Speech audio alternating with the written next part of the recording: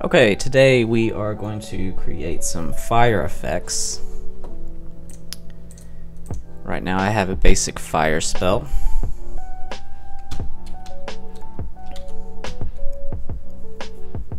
Which does that. So we are going to create kind of like a fire splash when it hits that spreads to other burnable objects. So hopefully the idea is there's a lot of objects. Obviously all these crates and barrels will be flammable. And maybe some plant life, and bushes and trees and things like that. So we'll get some like spreadable fire and kind of see how that goes. I have a general plan for it. First we're going to create some small animations just for like tiny little fire burning pieces. I'll use a fun little program for that. I'll create a shader for the objects being burnt, so like they turn black and like crumbled away. Haven't really thought too much about the details on that.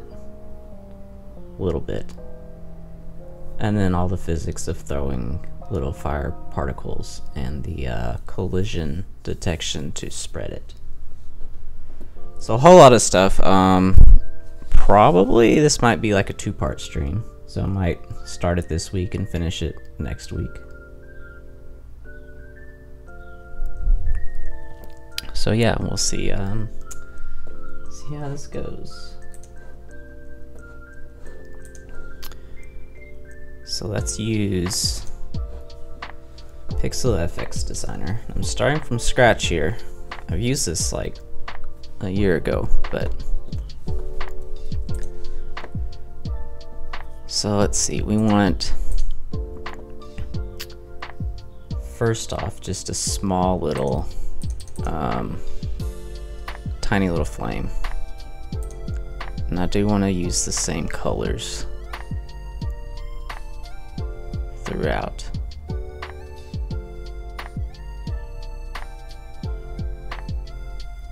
So I think for now I'm just going to create like a small, medium, and large flame. Get those animations going, and then I'll add all the collision.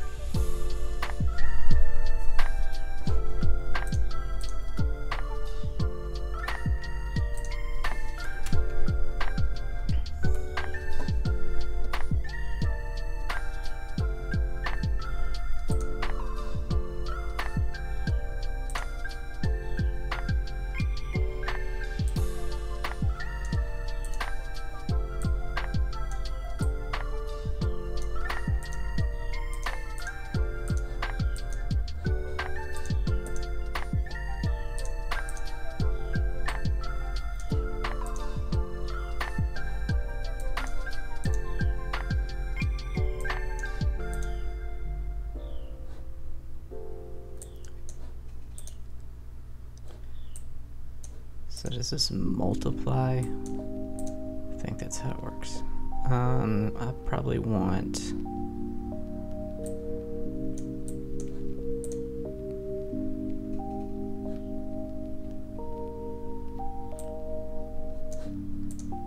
that's just a burst.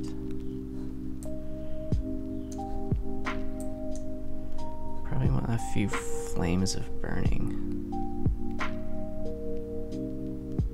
I want it to dissipate so I can overlap it. Alright,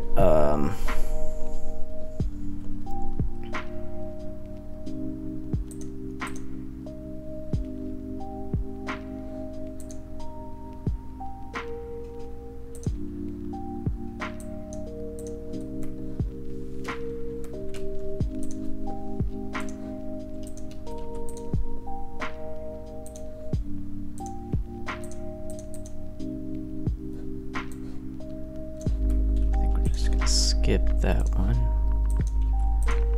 Let's do this orange for the mid color.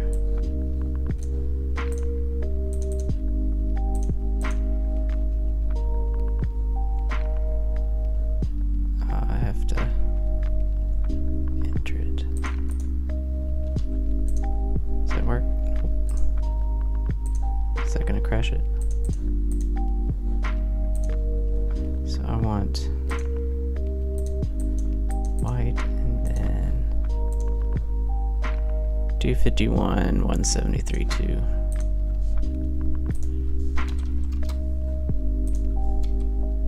That's not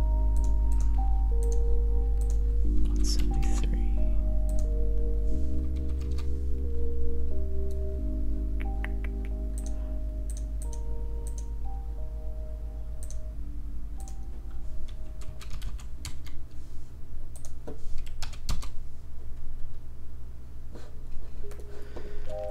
I think that'll work.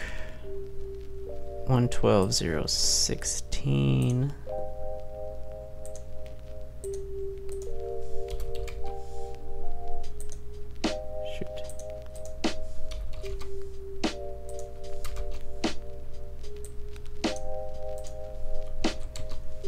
Kind of not really working here. That's good enough. Because it doesn't. There it is.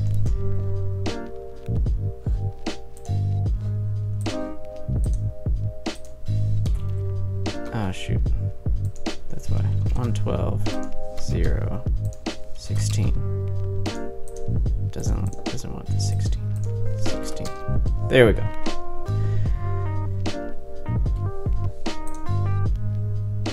That's looking better.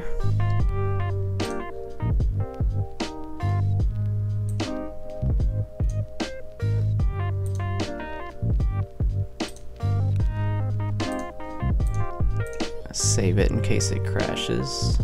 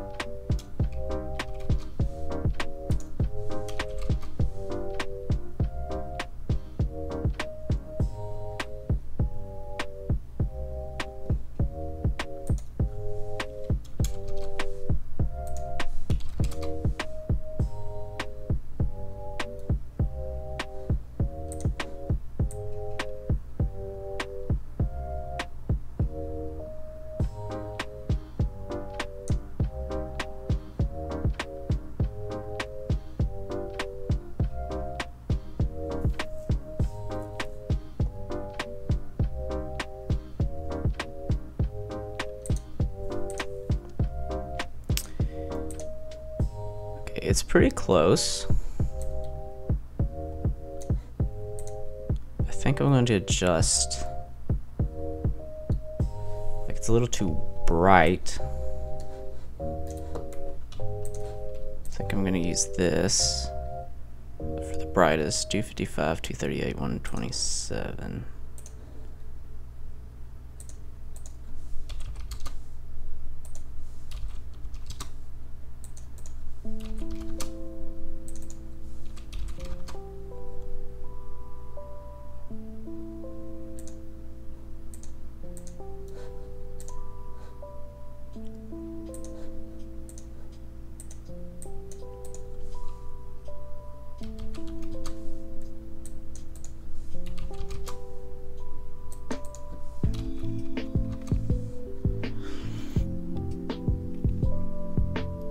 little better.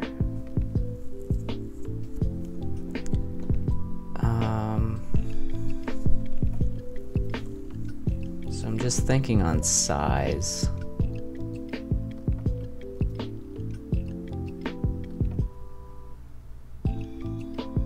Once we add that to the game, that's already, it's like,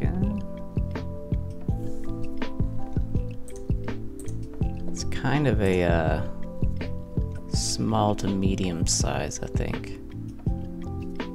Right there.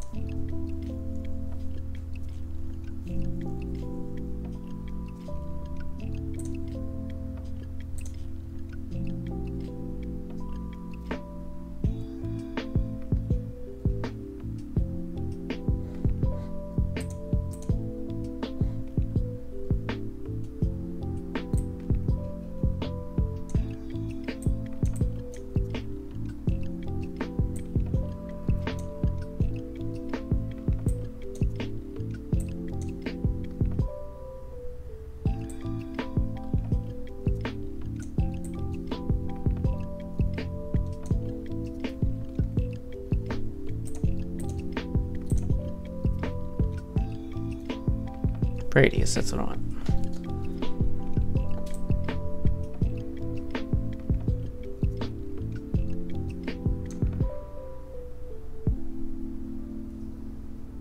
Probably a little bit less.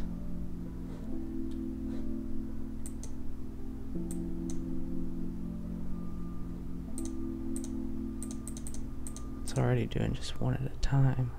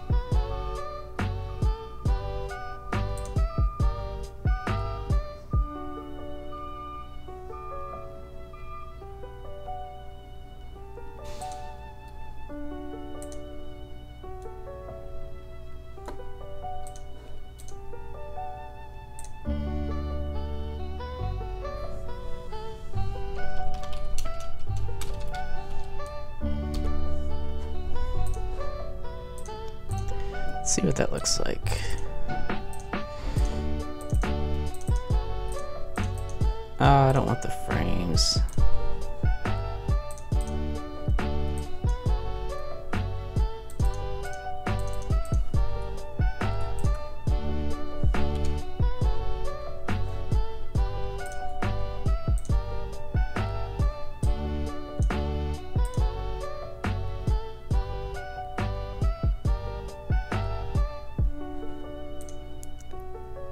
I guess just that. Auto trim, yes.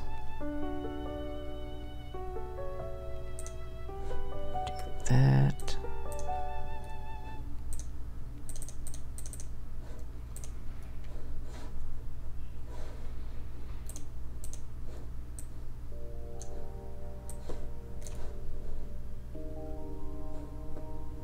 And work it all.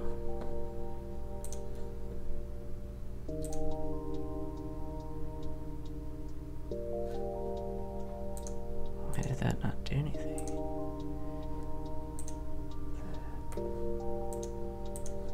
I feel like it should be bigger.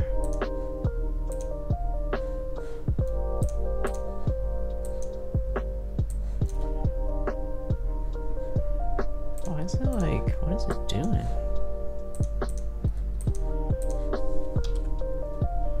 It has like 2 frames.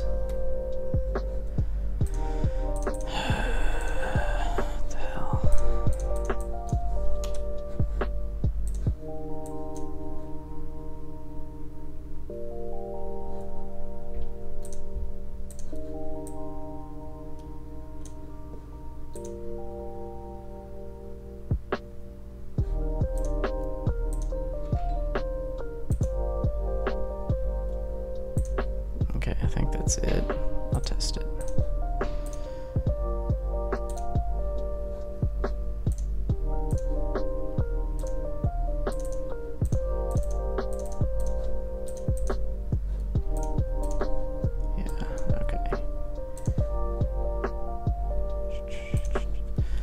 Okay, I need to resize the frame, which is here.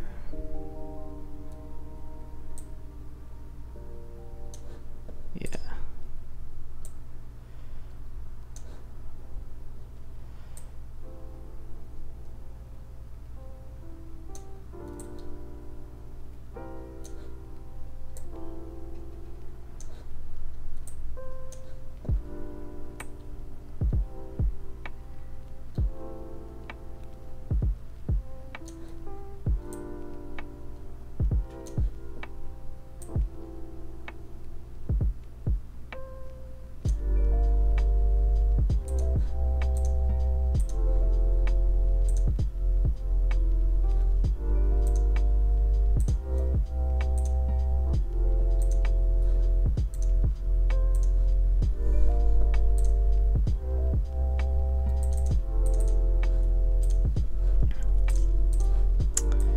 There we are. So, to make it loop,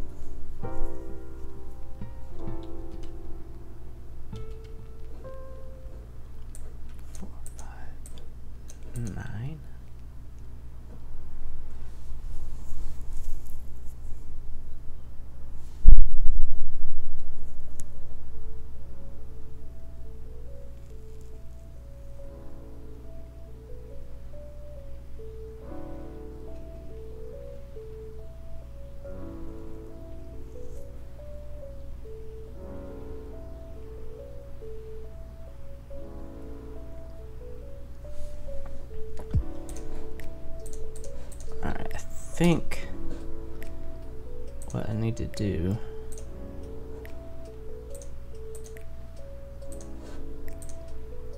is I'll make it a little brighter. I wish this was an even thing. I guess I can offset it a little bit. Let's do that.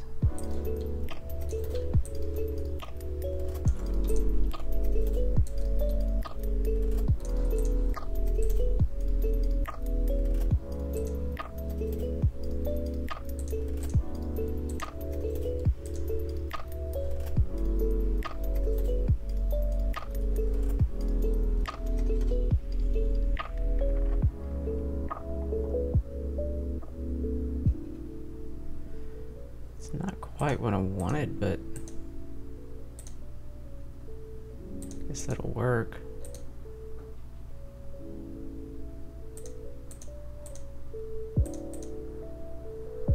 Thought addition would work, but it doesn't over the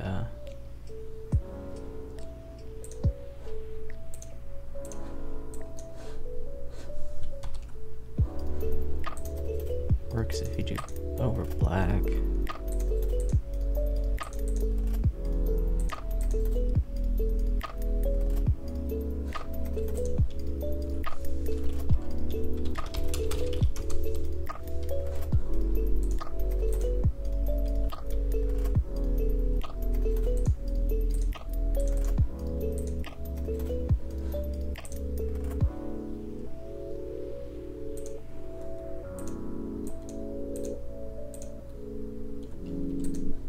Guess that'll work.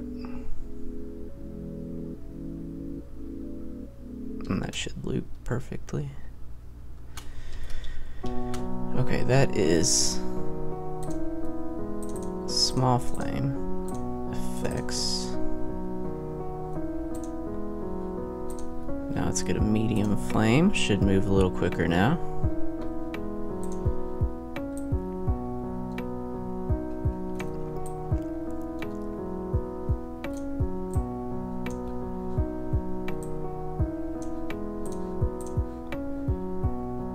So this will be slightly bigger particles.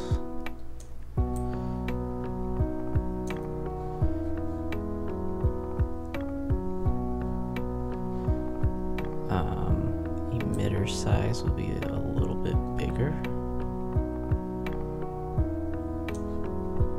Something like that. Maybe a little bit more average lifetime.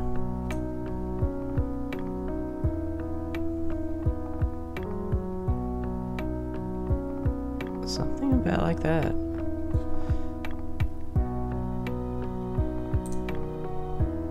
I think it's pretty much all I need.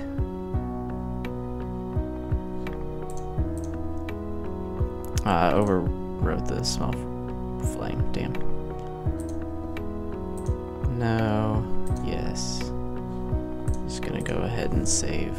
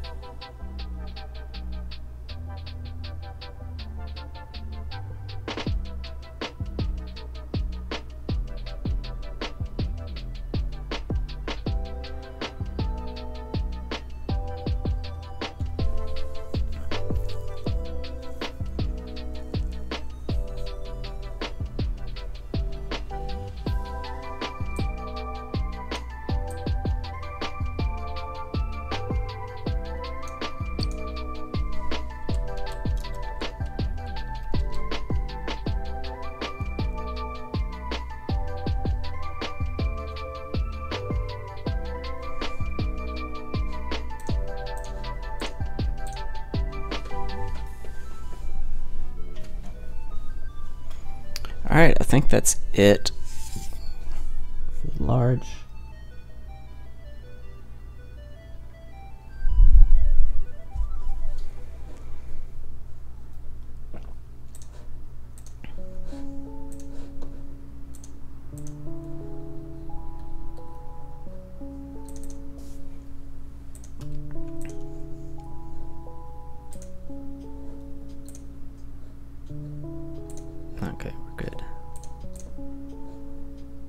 That's not right though. There's the medium. Did I not? I thought I exported it, didn't I? No. Export. No. I did not.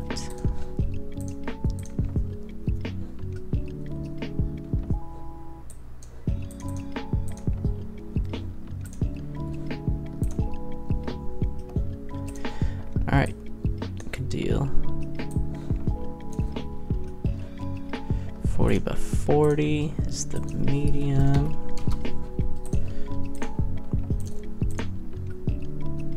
So to loop this, we add a black background, duplicate, set this one to addition.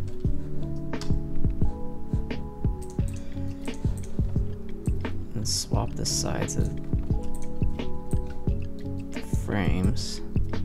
Move that up. Move that one down. Is it all the way?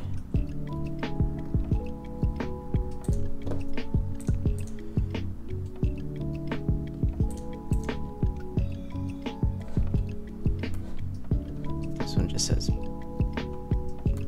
unneeded frames.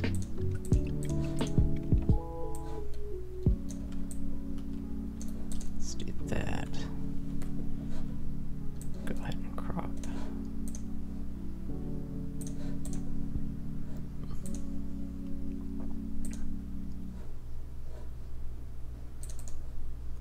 Merge, merge, and then, oops.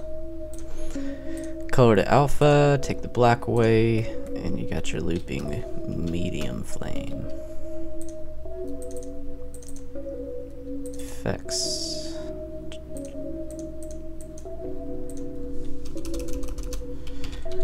Medium flame.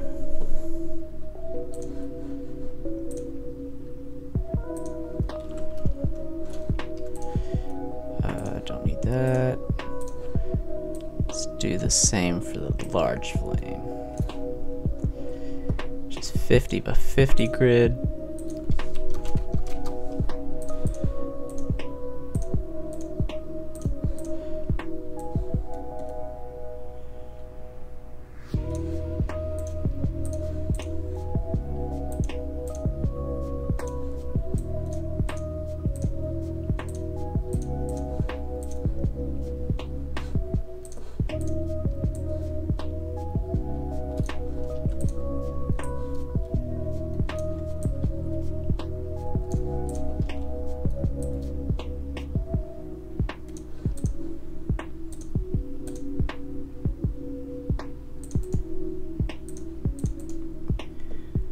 That one first, then that one.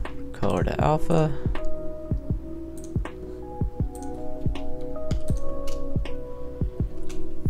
It's very bright.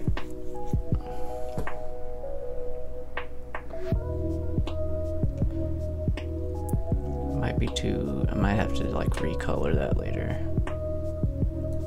if it's too white. Kind of annoying.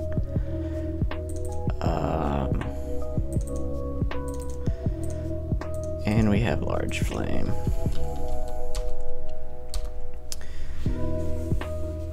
With a bazillion frames.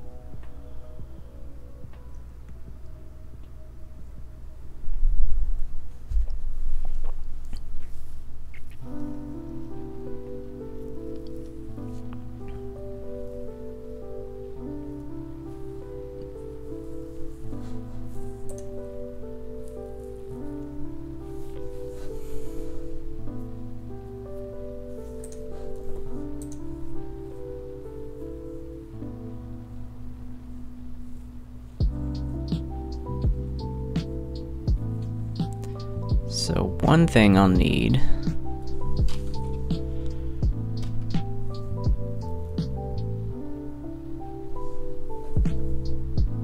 is like similar to the debris, like little fire bits that like fly out on the explosions and hit stuff. In addition to just like a radius check when the explosion happens to spread to flammable objects.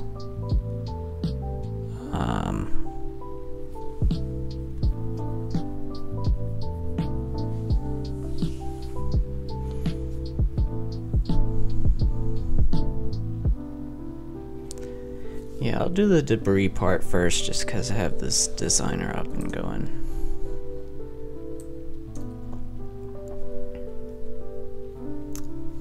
And this one I will need. So you want kind of like the debris flying through the air with like a little trail behind it. And the movement's dynamic within the game, so I need to think about how I want to do the animation for that. Probably have a few different versions and they'll be really small.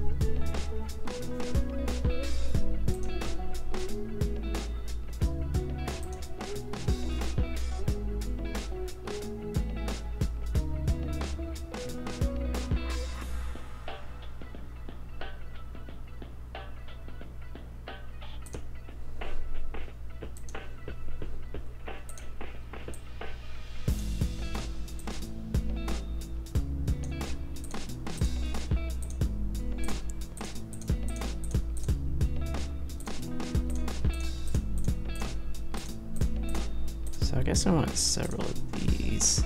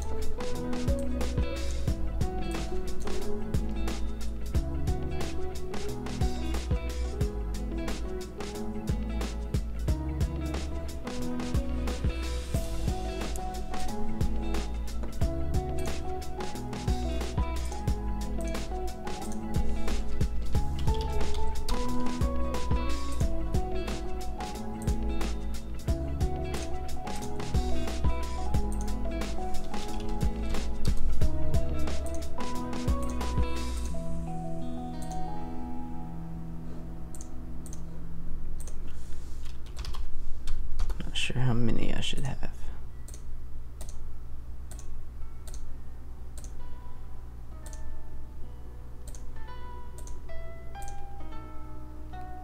That's kind of nice. Very tiny one. Tiny 5. Let's get one more. Tiny 6. And then now I need like the actual object.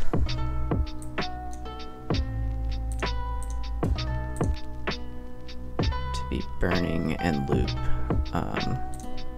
Which will be kind of direction will be anywhere.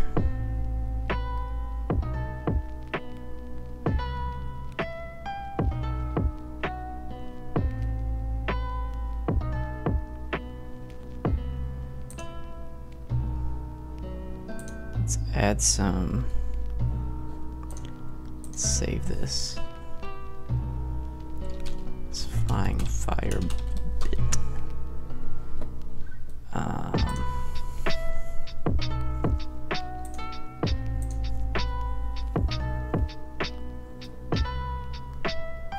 So this will just be a tiny little bit of fire that flies through the air with those little tiny animations trailing behind it. Spawning behind it and not really moving to create the trail. So this bit needs less speed.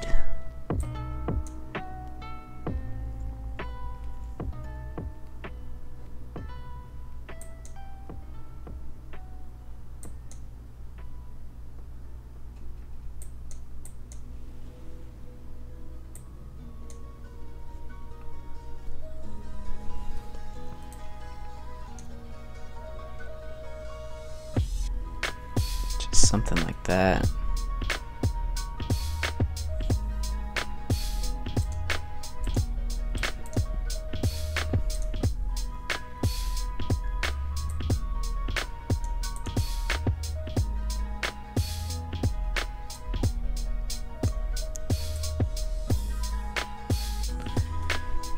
Don't need a whole lot of detail on it. It's so tiny, I can afford to though.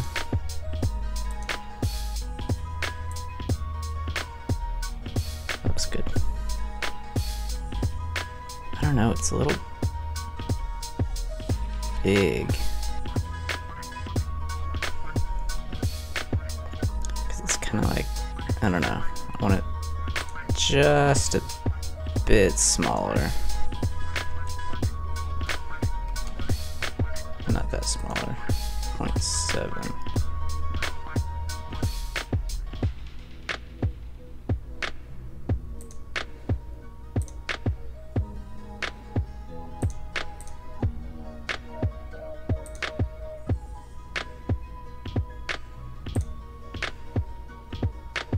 one's nice.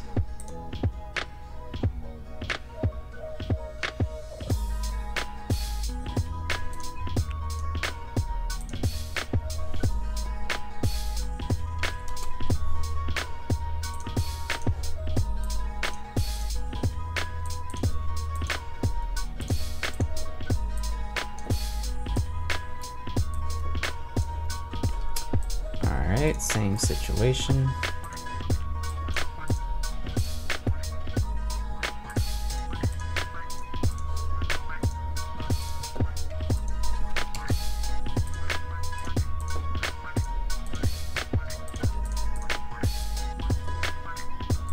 That's not right.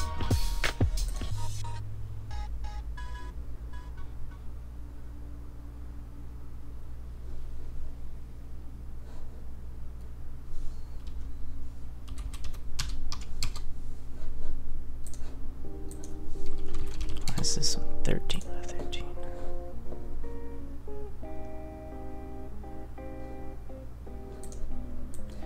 Weird.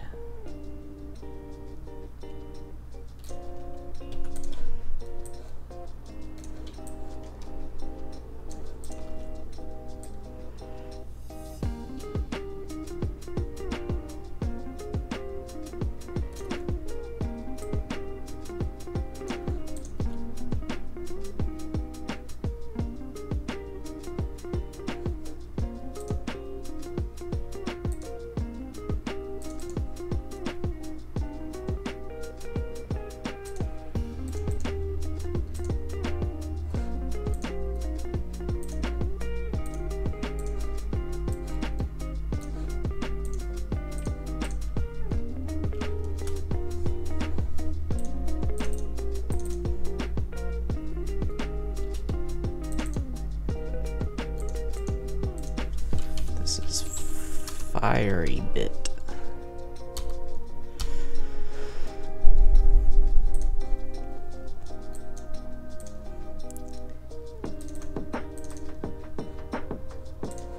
We want all these tinies into the resources as well. I think they're all the same size. They're kind of random, apparently.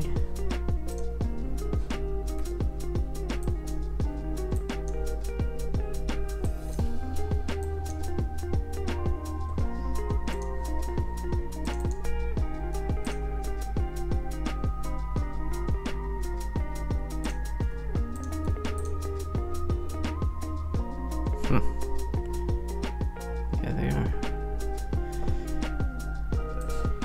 Alright,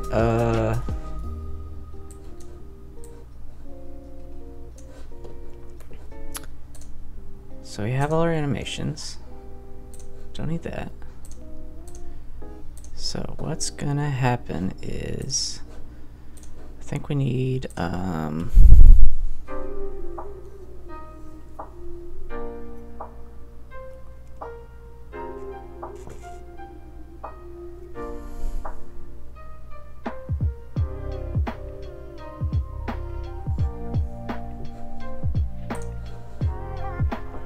start the coding now. See, I wanted to do another, just like an individual burnable object class. I can probably just store the animation effect information there.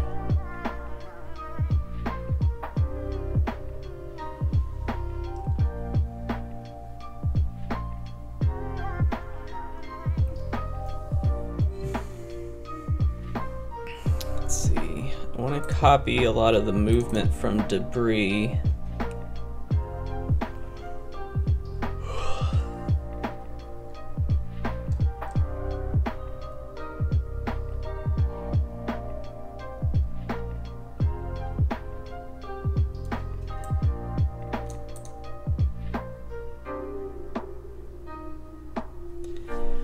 Deciding whether or not to like break this up into a class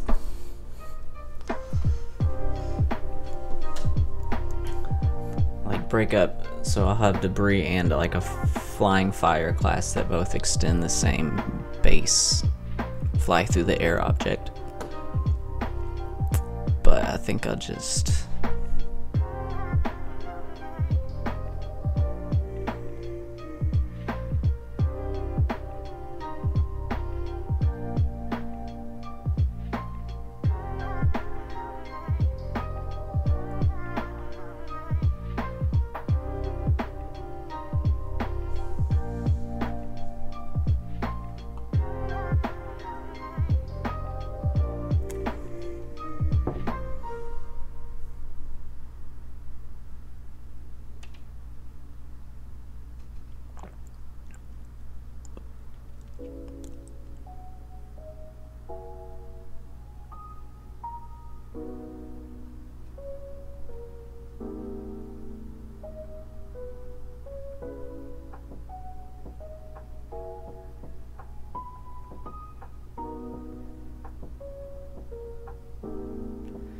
now, if I wanted to be really detailed, it's kind of too late now. I have to redo some stuff. I created those looping animations, but I might have wanted to keep like the fade out trail as a separate animation to play instead of just like fading out the alpha of the looping animation. Didn't think about that though. Like, it's still gonna look good, but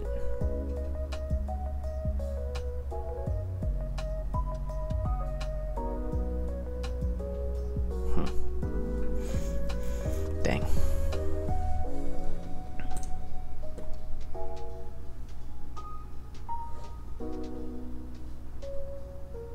I mean, I guess I still have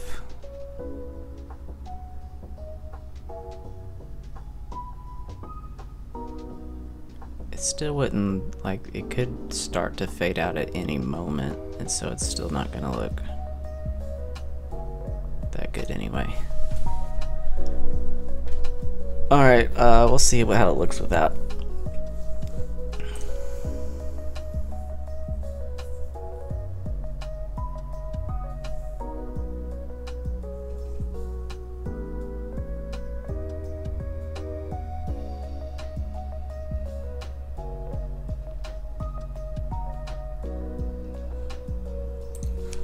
Forgot to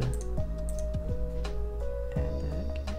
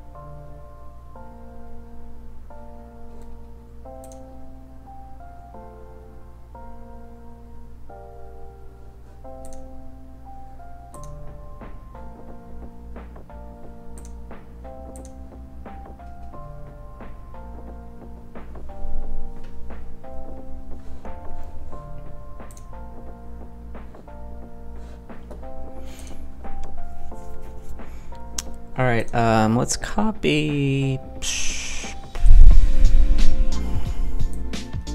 Sorry, I got distracted.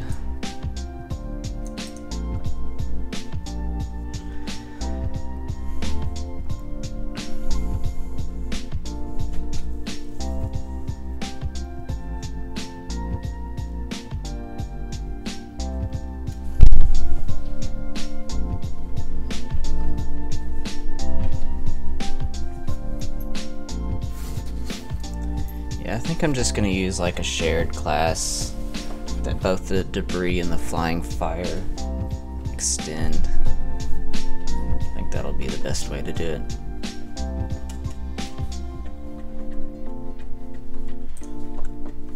Might be some work, but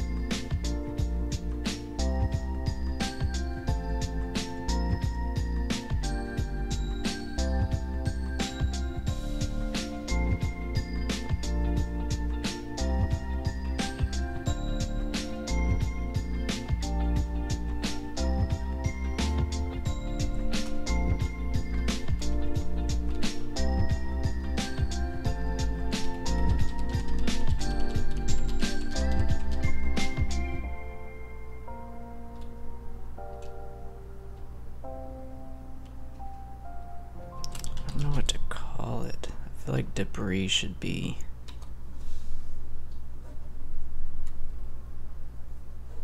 the base class.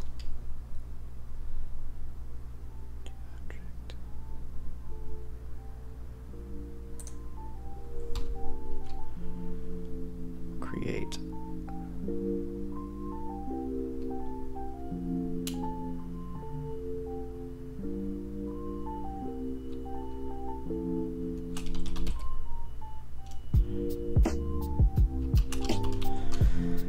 We'll just do debris normal.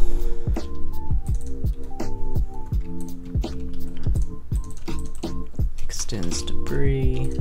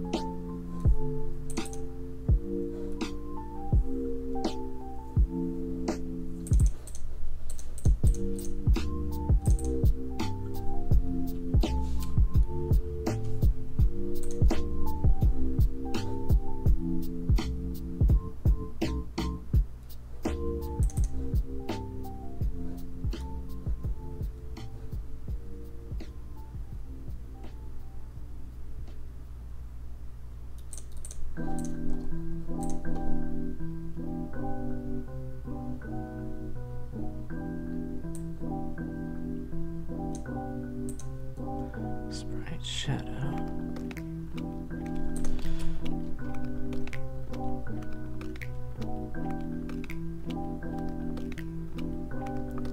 So the base debris needs all the physics stuff. Time, velocity, most of it.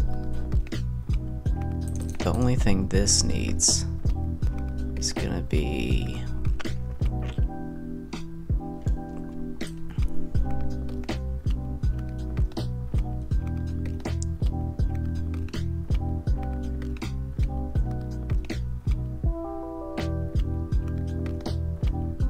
change all those to protected.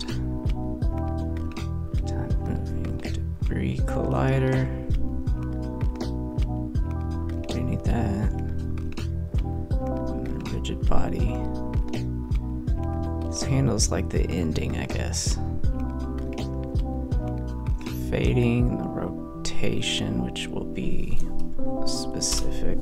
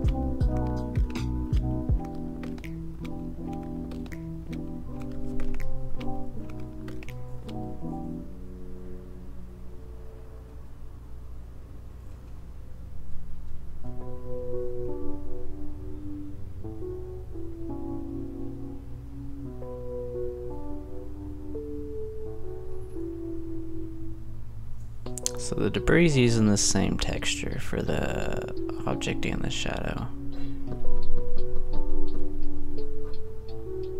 Don't know if I even, I think I You'd think you wouldn't need a shadow for the little fiery bit that's on fire. But I think it would look weird if you didn't. But I need it to be a separate texture.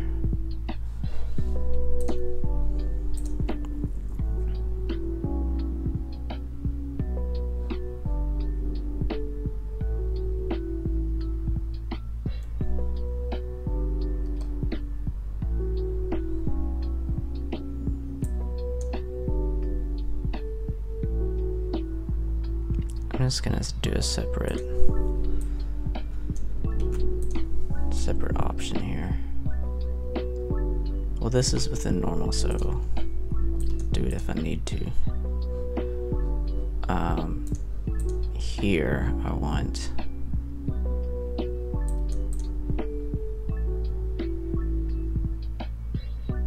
create new debris.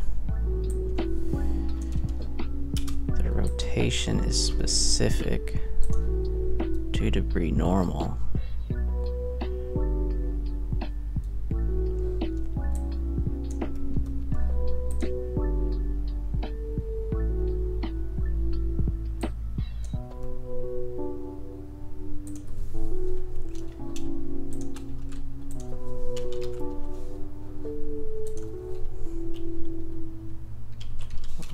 Object text and a shadow text.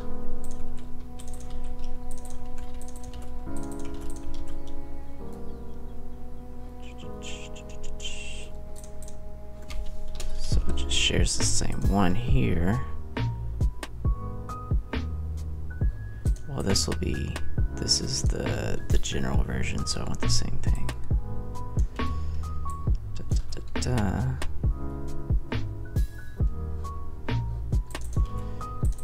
Object text and shadow text.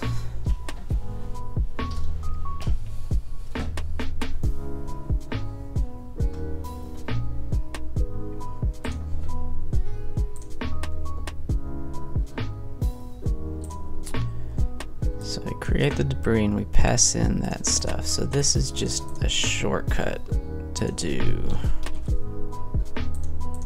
this.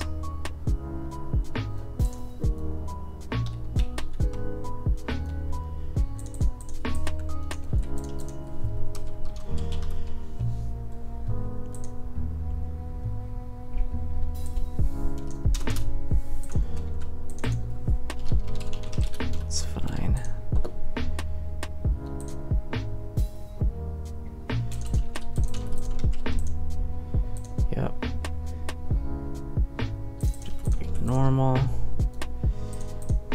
So then this is not needed at all here. And then we want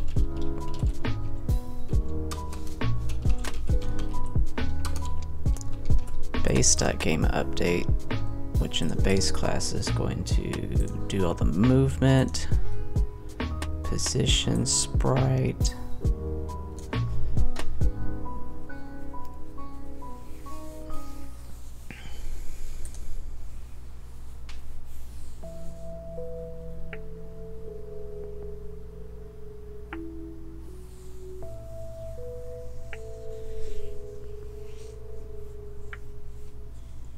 I want the shadow squishing to be specific to this.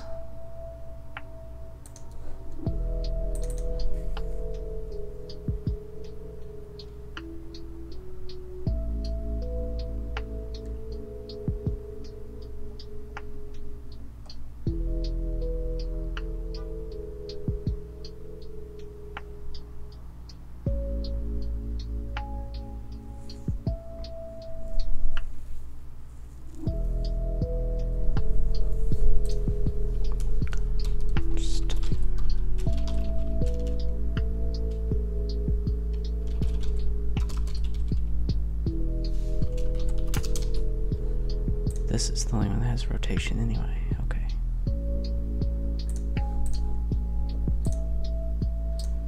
position.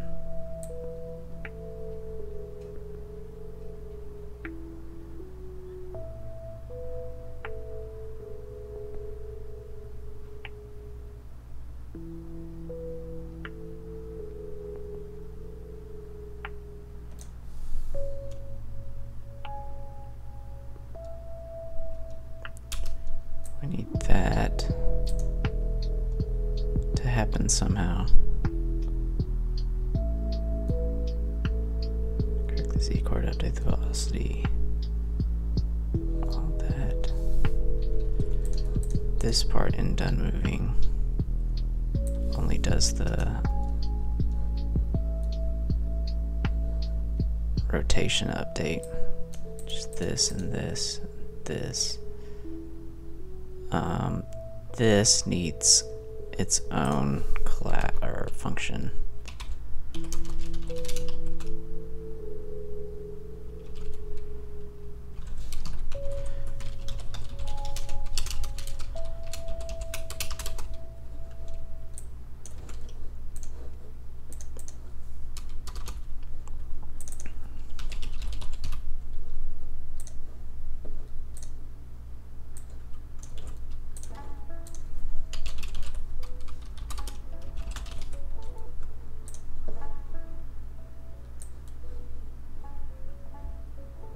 Does that, corrects the velocity, and that is up optional.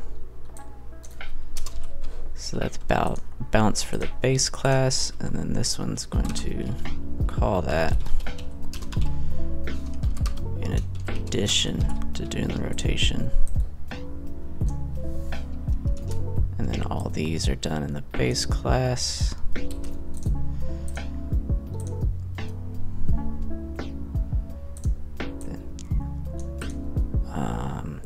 Fade, I think I wanted to do,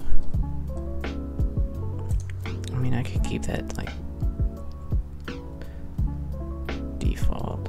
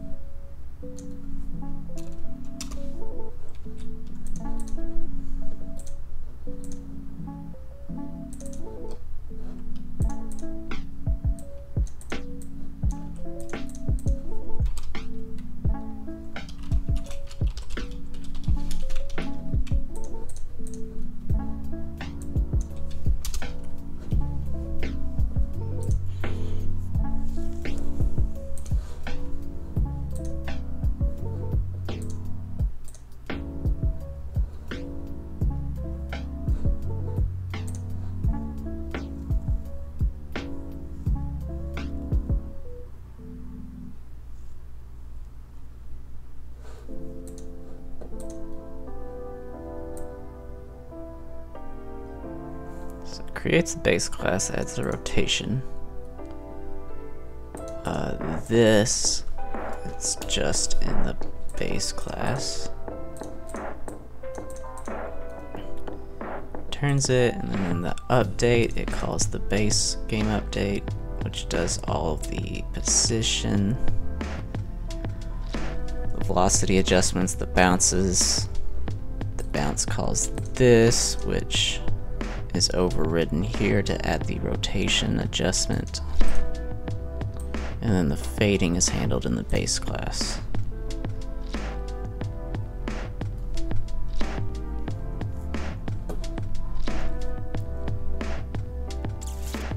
Alright, looks good. Let's copy this and do debris fire.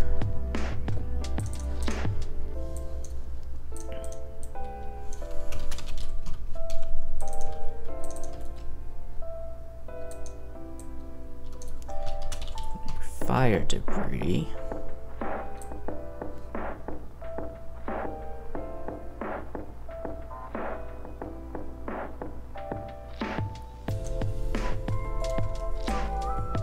Which for now will always be the same texture. We'll assign a velocity, a height, the It's not gonna bounce, it's just gonna stick and then catch other stuff on fire, and it doesn't rotate.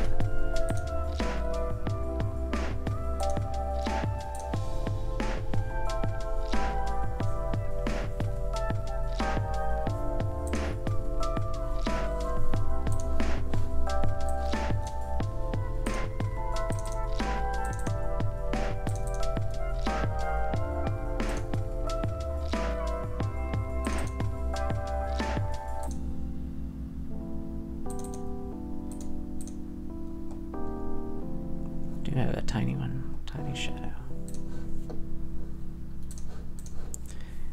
See, where did I store that? Player?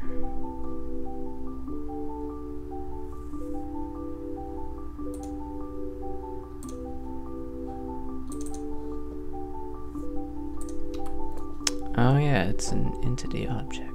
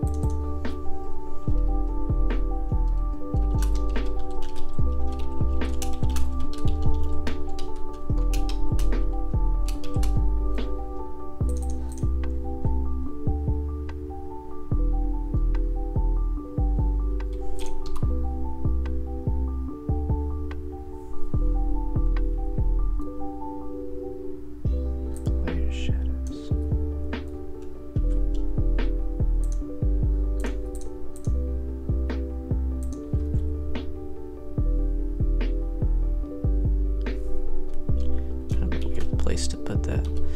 Anyway, to be the shadow texture, the shadow animation is just shadow small. It's an animate data, right? No, it's a rect.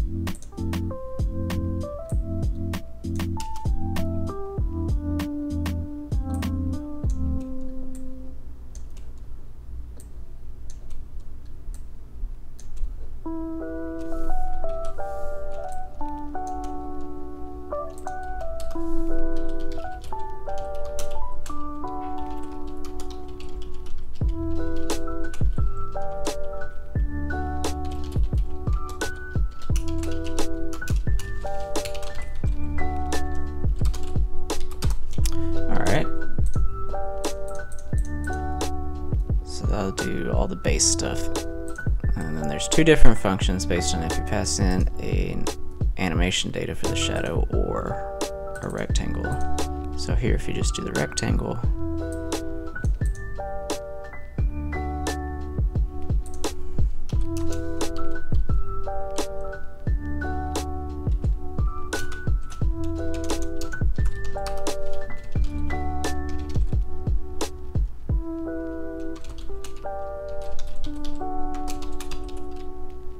it's just that. Alright, that took longer than it should have. So now, back to the fire debris.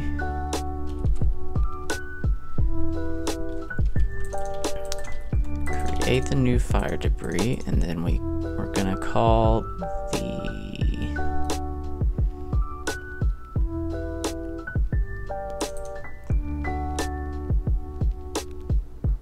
base create that uses the shadow rect. What is this?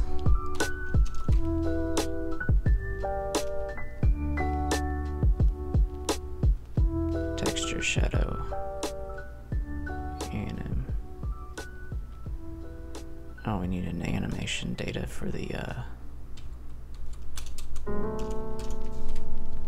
right.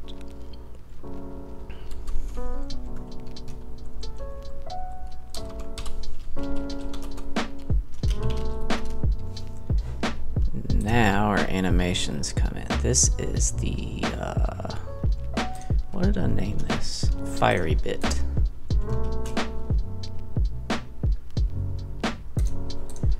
And it is 13 by 13.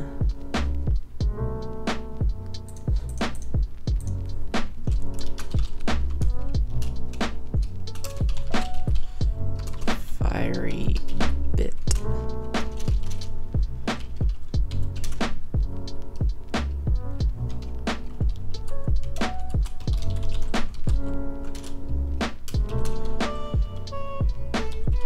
By 13 and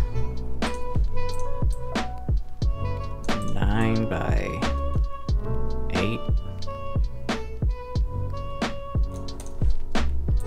is 72 frames. Yes, loop, and we'll adjust the frame step. I think 1. I think I was doing 60 FPS. None of the other stuff.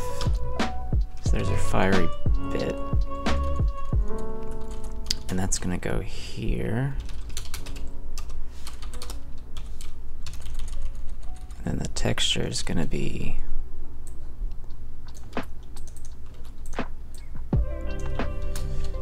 effects fiery bit. Doesn't need bounce stamp. Doesn't need a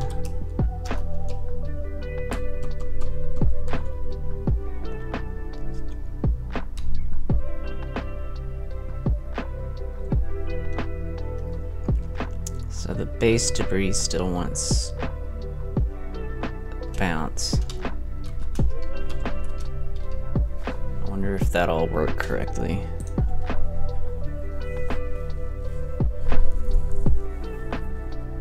It doesn't have a rotation.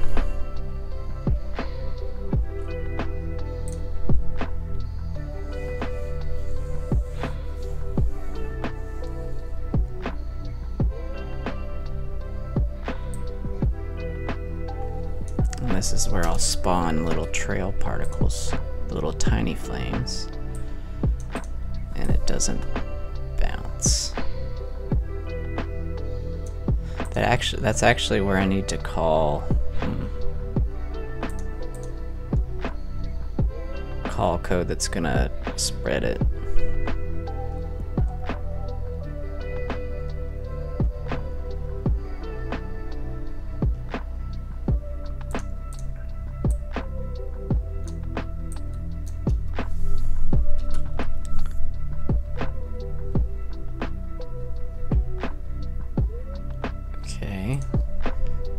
See what this looks like.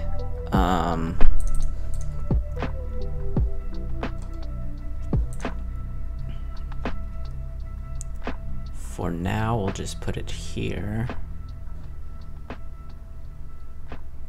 Later on, I'll link it up to specific spells and events. Right now, Fireball's the only thing I have. So it creates an explosion. So let's also throw out some fiery bits.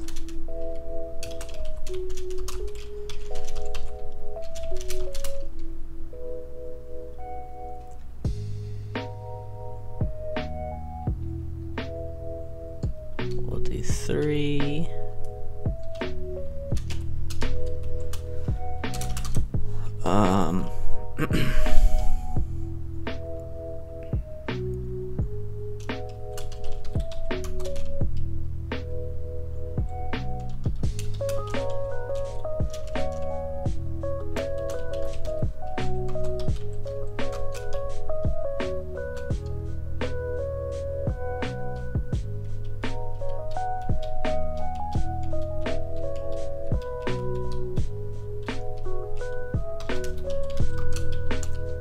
Do a bunch of random numbers for the starting velocity of it.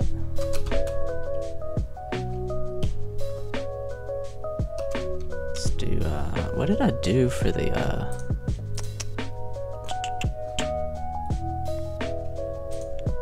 debris? It's gonna be similar numbers.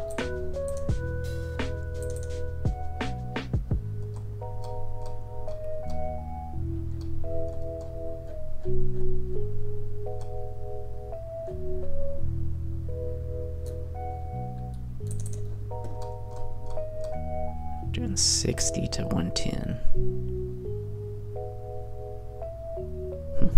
Okay.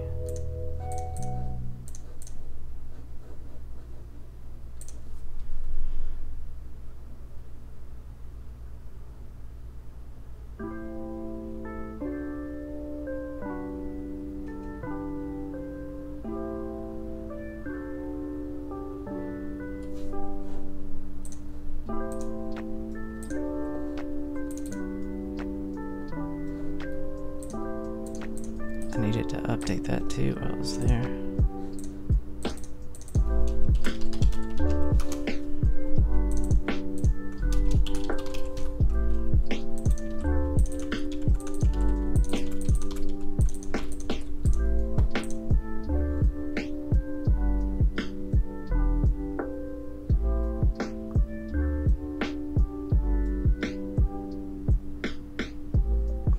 Oh, that's just randomizing the power. And then we just do negative to positive. Gotcha, gotcha, gotcha.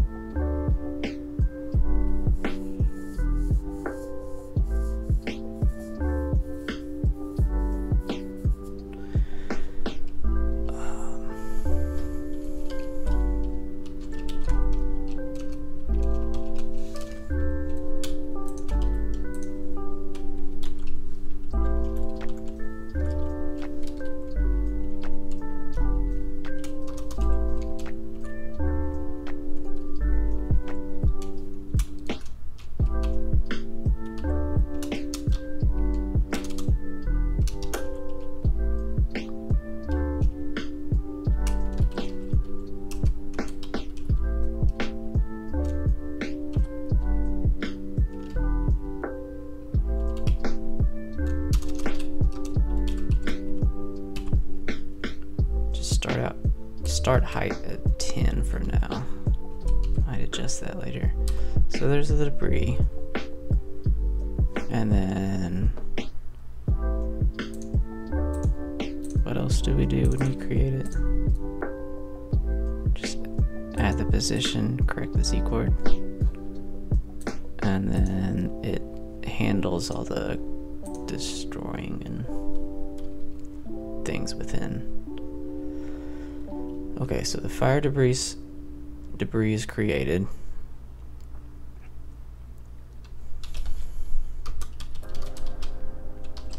The parent is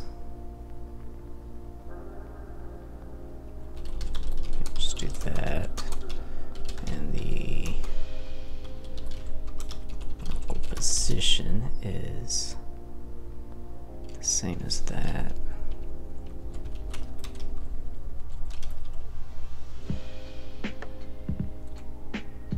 Probably adjust the Z too.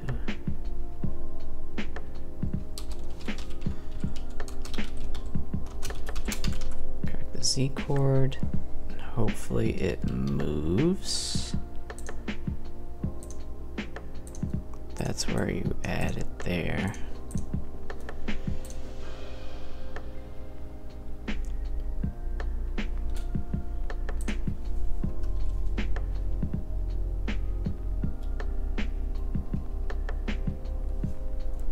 Okay, there's some fire debris. It's not moving, but there it is. Should be 3 of them.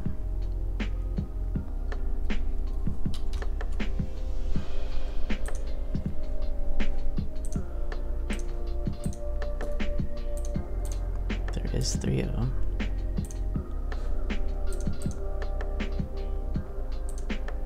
Is it because they're in that box?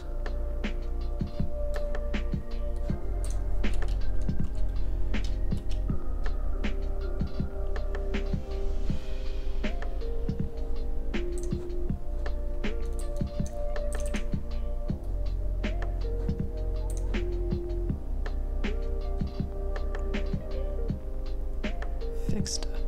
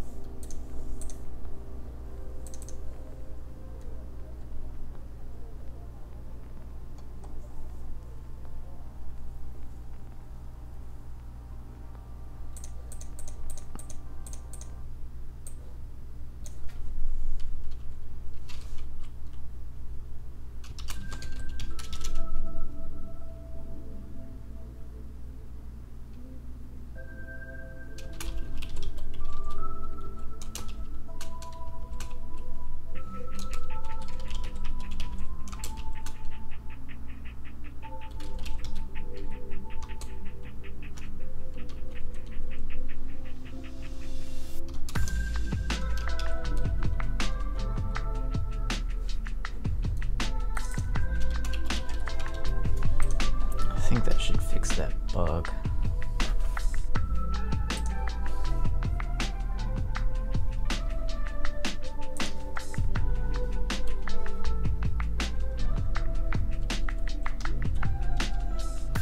Yeah, that's fine. So why aren't these moving though?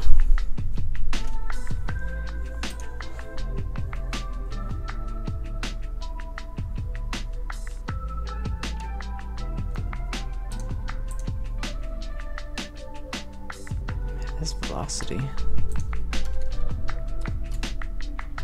Okay, I broke something in the debris update when I was reorganizing here.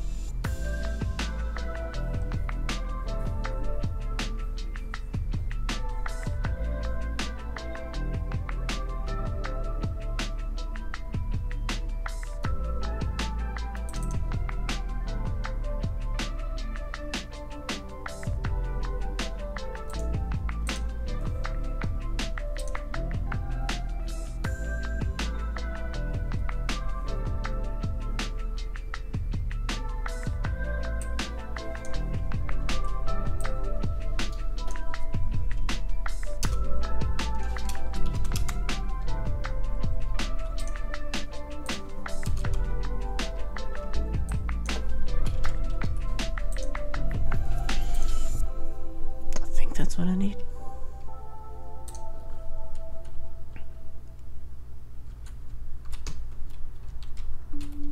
All right, yep.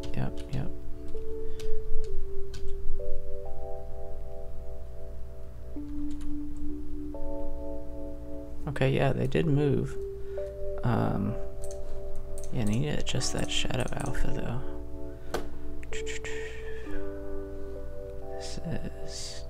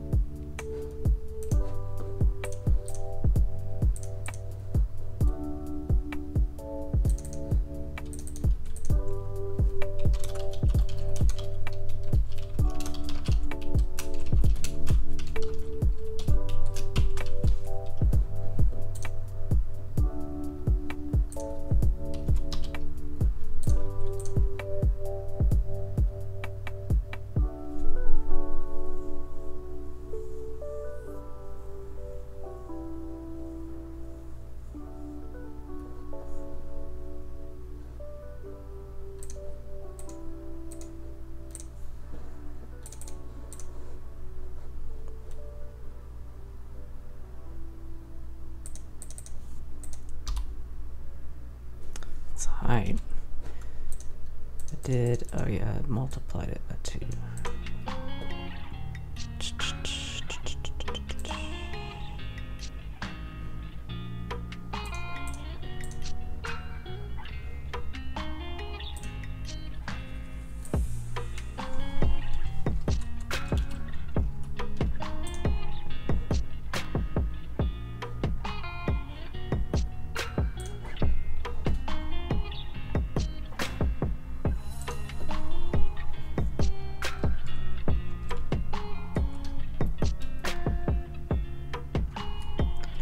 So they're moving, not very far, partly just because there's boxes in the way. Let me adjust, not that slot data.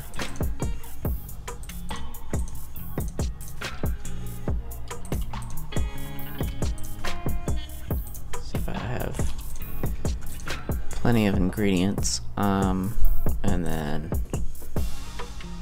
add some more slimes.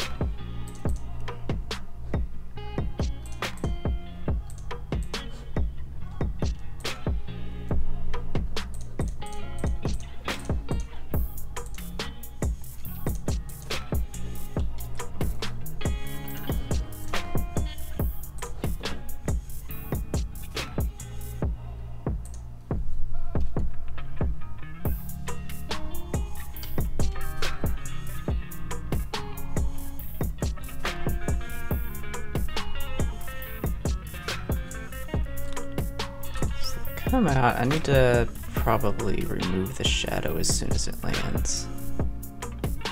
They're not going very far. So maybe I'll increase the power a little bit.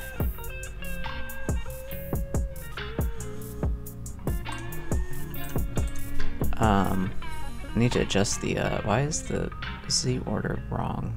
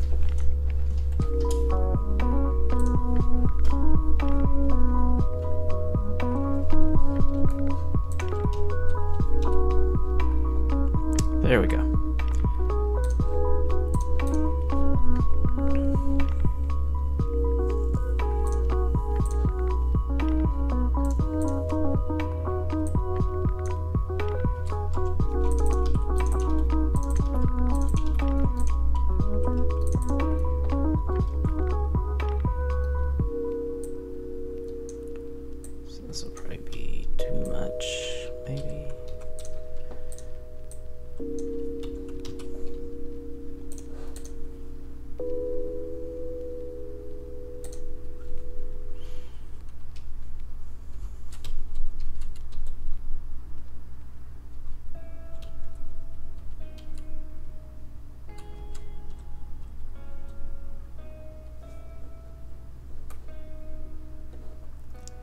Yeah, so now I need to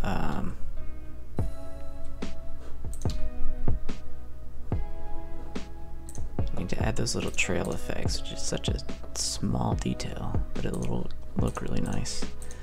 And then those will just be static. They're just like tiny little sparks in the air. And that is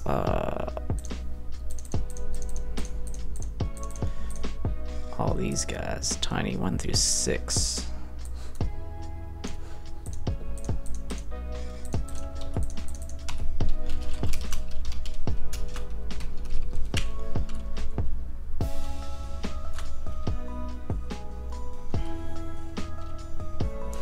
I think they're all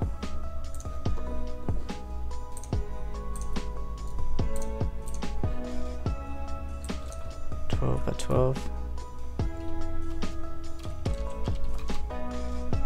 Nope.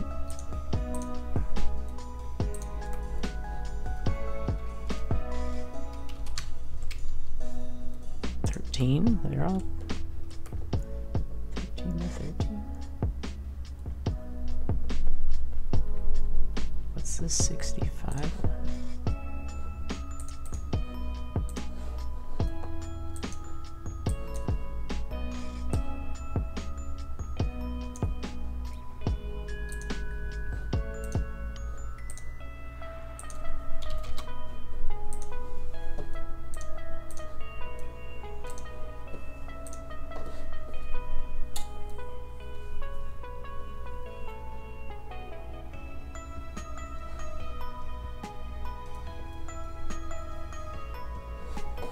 Okay. So they're all 13 by 13.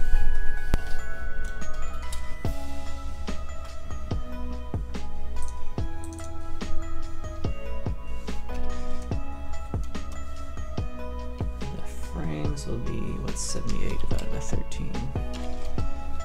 36. Don't loop. Frame step 1, false 0, destroy on complete. This will be 2, 3, 4, 5, and 6. And the fourth one is 65 divided by 13, just 25 frames. And then the fifth one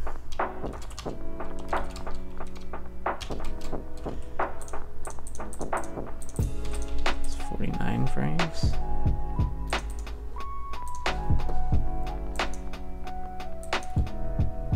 Guess so. Alright, so there's all their animations. So now all we have to do is set up a timer.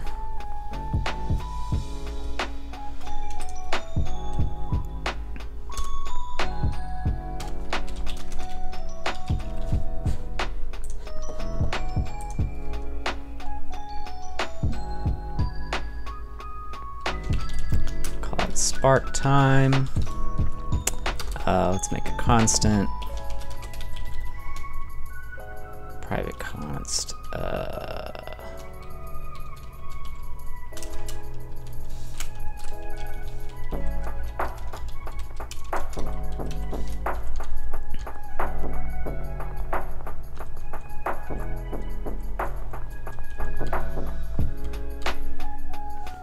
And then we'll do spark time. delta time, if spark time. Do actually want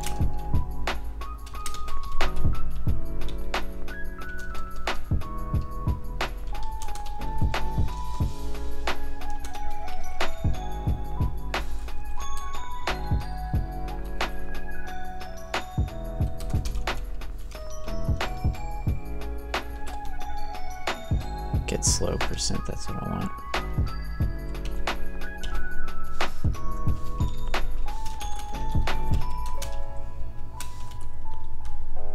So if spark time is less than or equal to 0, then we're going to reset it to spark time. I'm going to spawn a tiny little spark, which is a slowable animated sprite.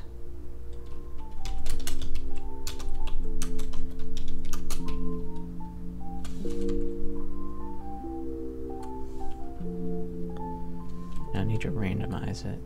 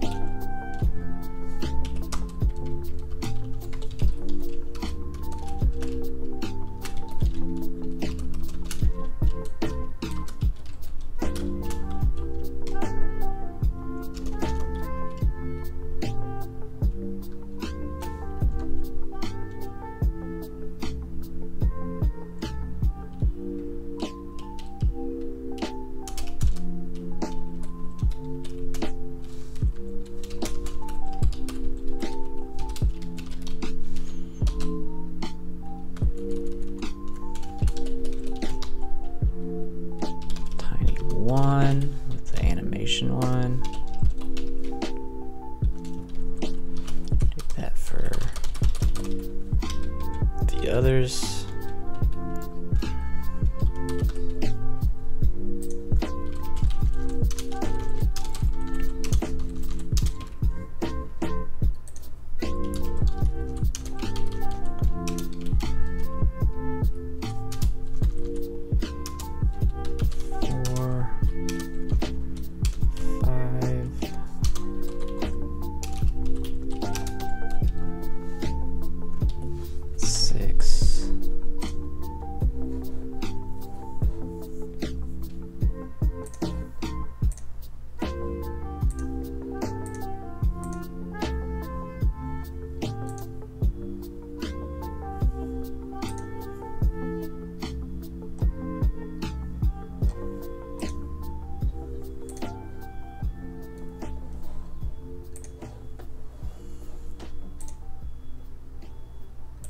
There's a random spark animation, and then all we need to do is spark.transform dot parent, this parent, local position is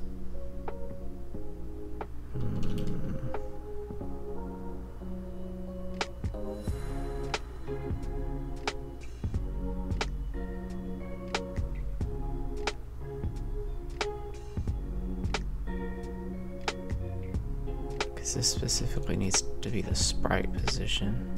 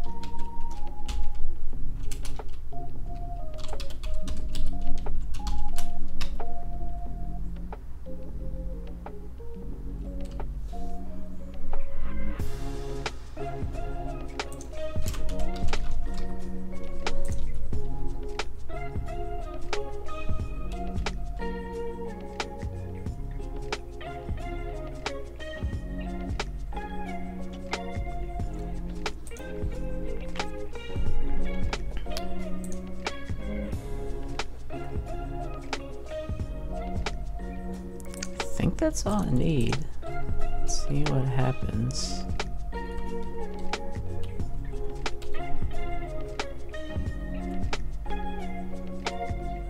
I see him.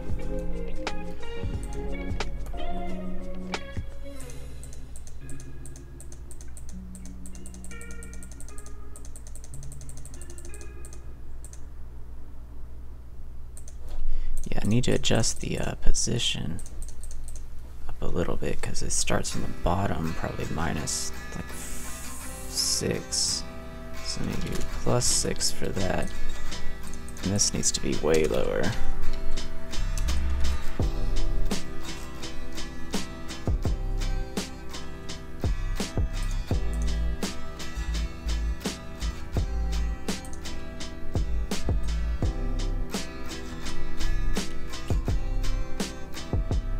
There we go. That looks nice.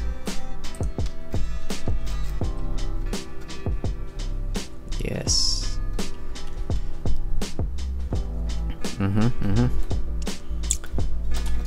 Okay, so there's like my thrown little fire bits.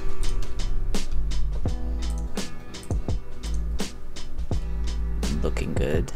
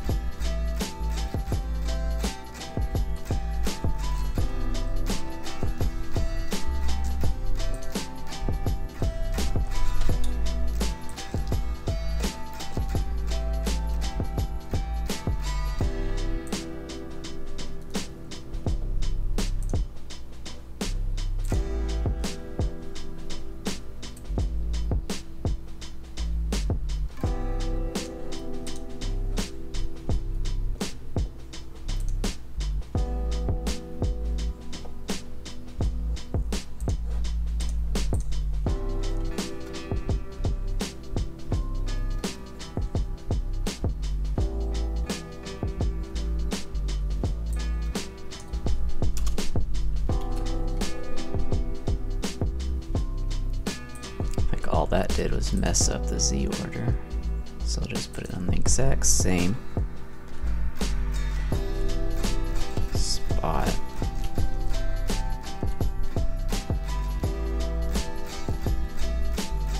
There we go. Okay, now we need to actually catch things on fire, which is an entirely different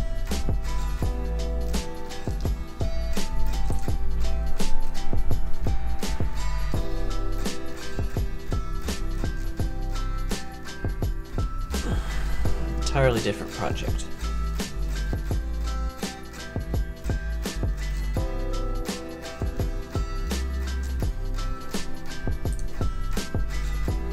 A little fiery debris looks nice though.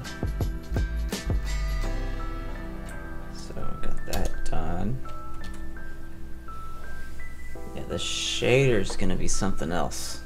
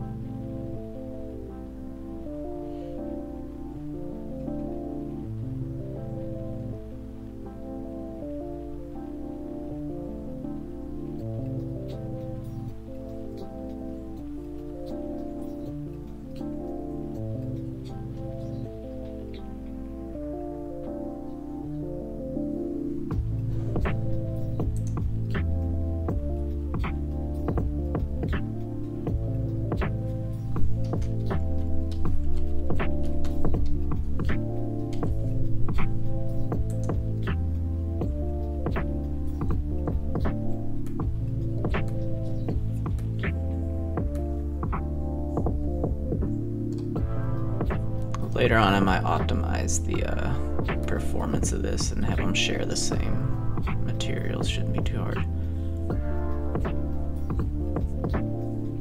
If that would even matter. So, let's see, what am I gonna do here?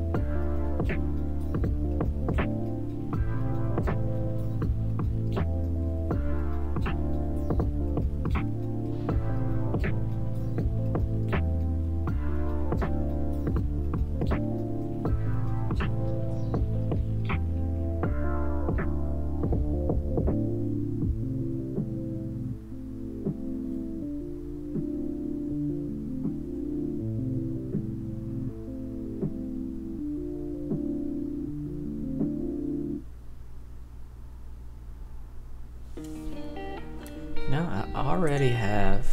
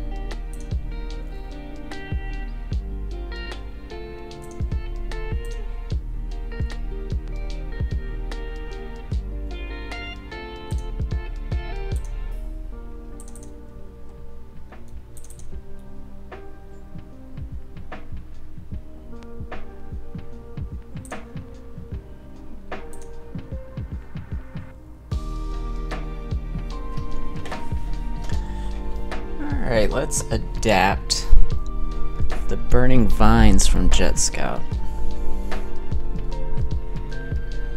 It's pretty close to what I need.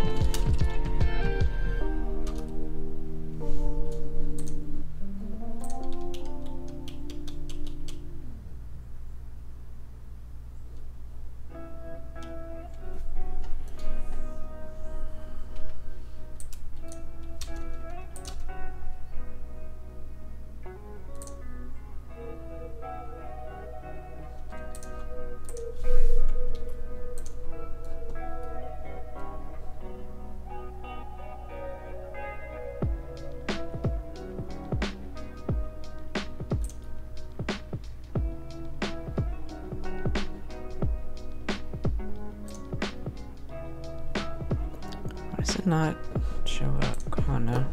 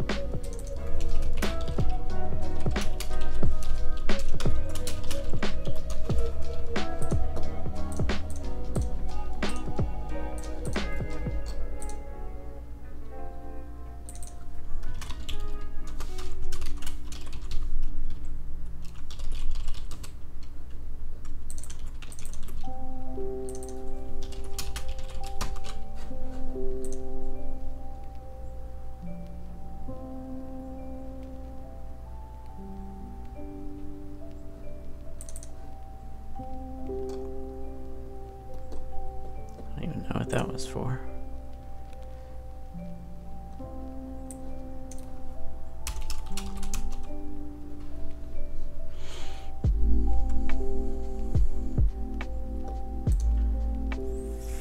Flame. Group.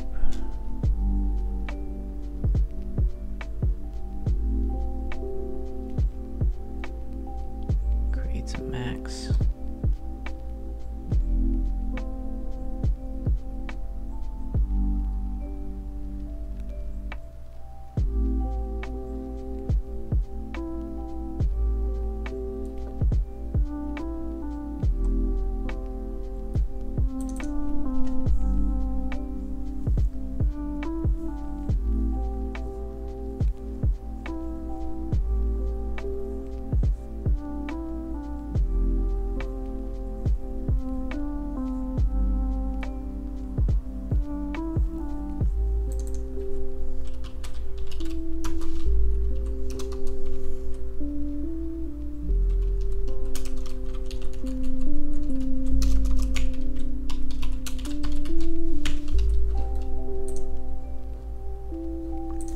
Set the animations. We have small flame, medium flame, and large flame.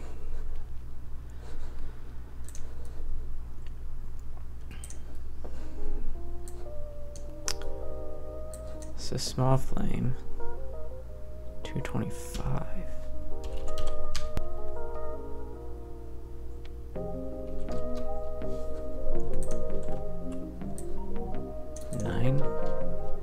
Yeah, that makes sense.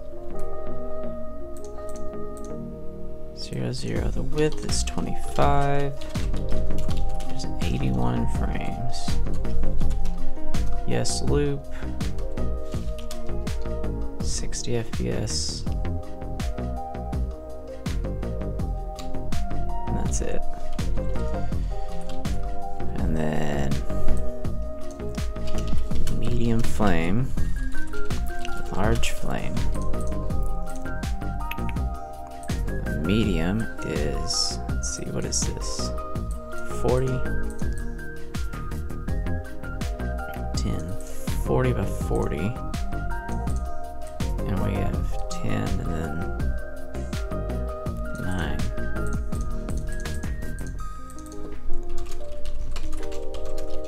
For 90 frames. And then the large flame is a ton of frames. This one's 50 by 50 and it's 11 by 10. So 110. 50, 50, 110 frames. Alright, so here we need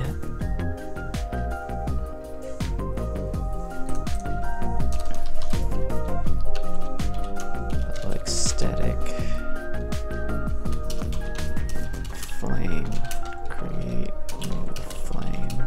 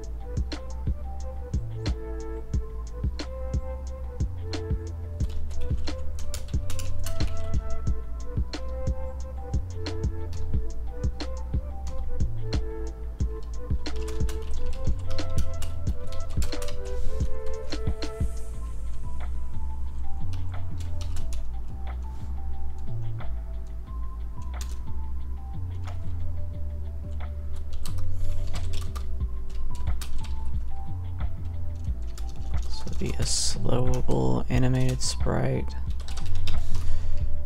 And it's sprite. Extended tools, new sprite. And effects. Just do small. Flame. Anim small flame. It's the sprite dot blah blah blah.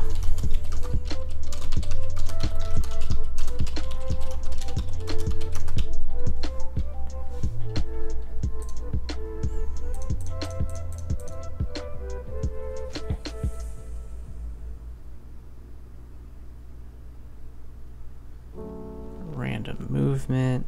If you're out of the bounds, move it back in.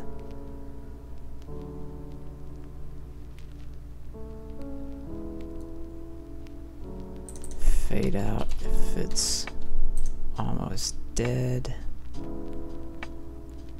And then this.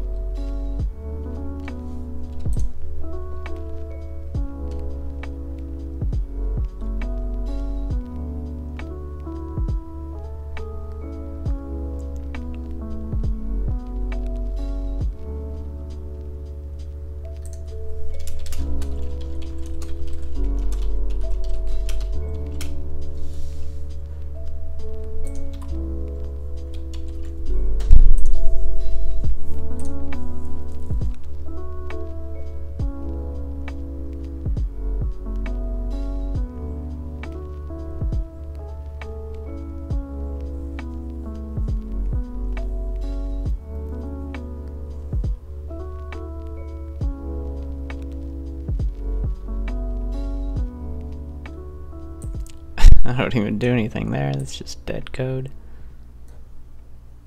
I think, or maybe the parentheses just copied over.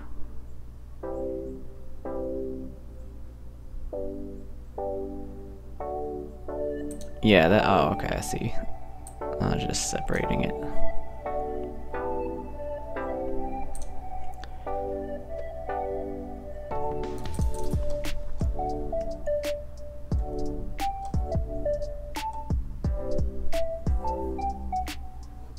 Object.burn time. I'm gonna do object.total burn time, because that'll be different for different objects.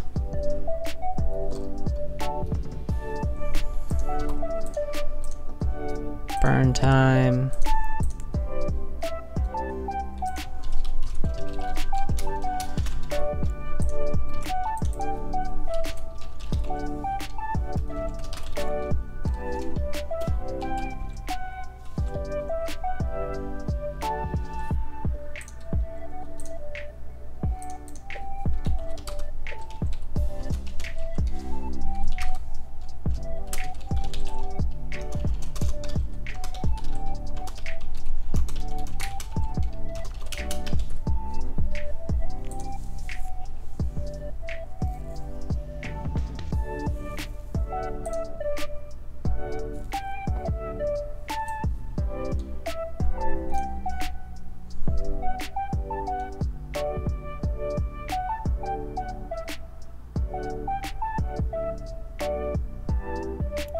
So this is only adding new flames if the object is less than half burnt.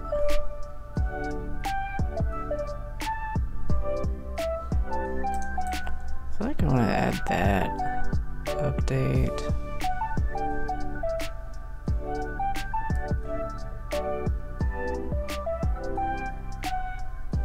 So that spawns the initial flames.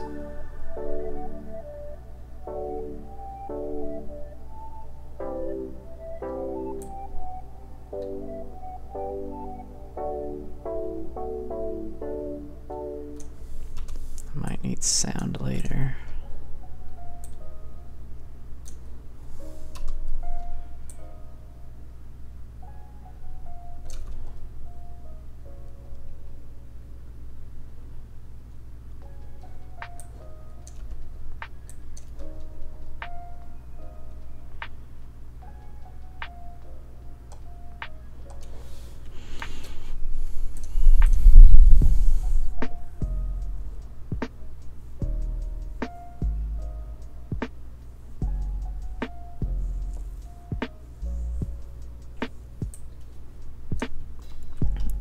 Let's move the new flame spawning into the game update function.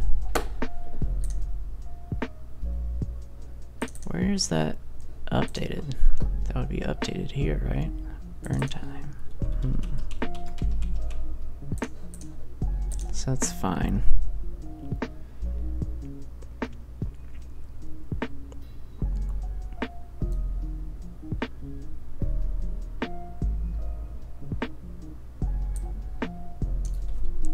So it checks to see if the group is not full.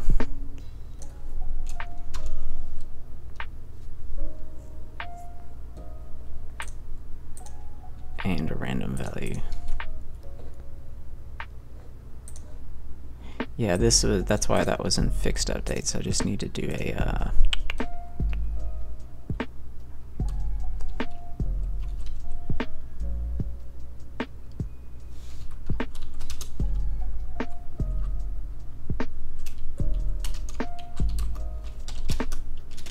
constant float spawn time to. This is for each individual flame.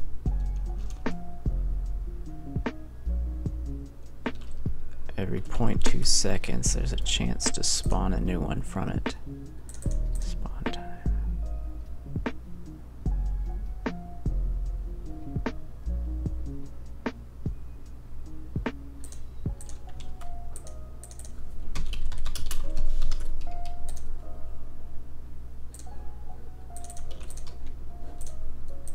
Check bounds, set position.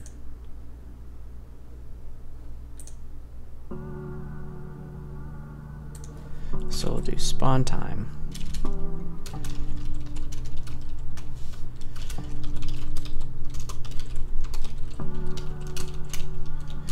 And then if spawn time is less than or equal to 0,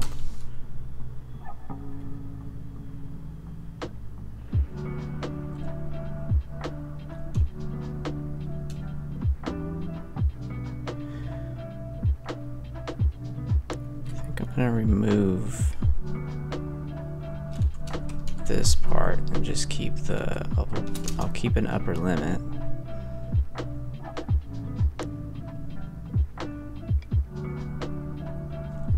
I'm gonna do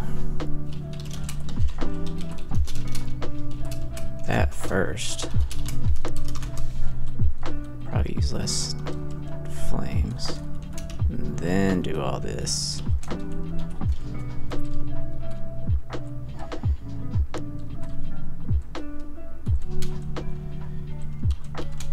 So every time the spawn time reaches 0, there's a chance to spawn a new flame. So we'll do just a half chance. And whether or not it spawns or not, we reset spawn time. New flame. And just copies and it is transferred. Right.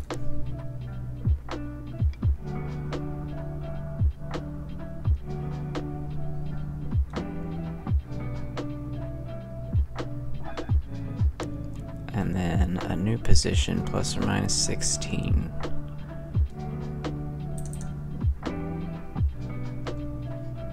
Which gets corrected for the bounds. 16, that's a little high. I'll do 8.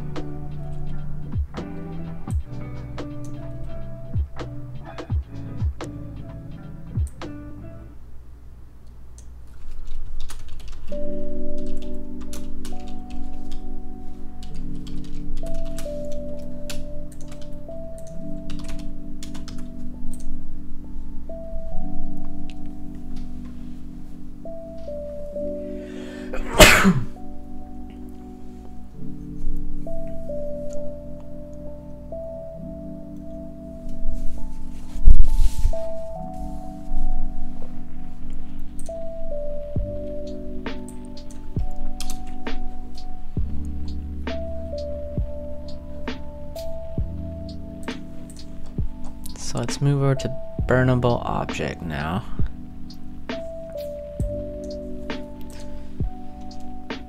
Don't need that. Might need that. Don't need these.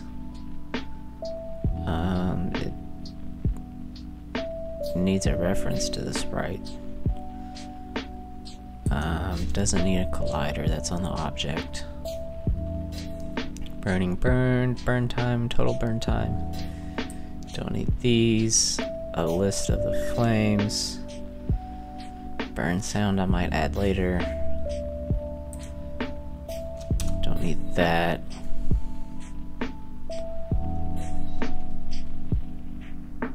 So that's something else. Box collider, something else.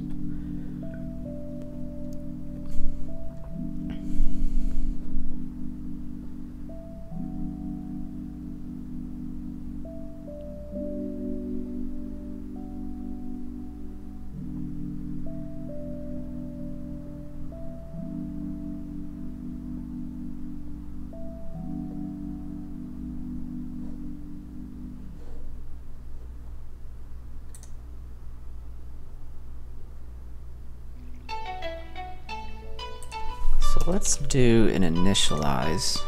It's not really gonna do a whole lot. I just want to set up a sprite reference.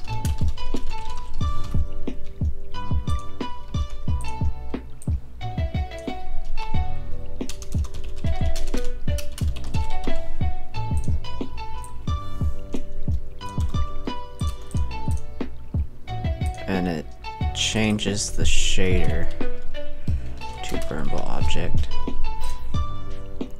and assigns that. Do I have that texture noise 64?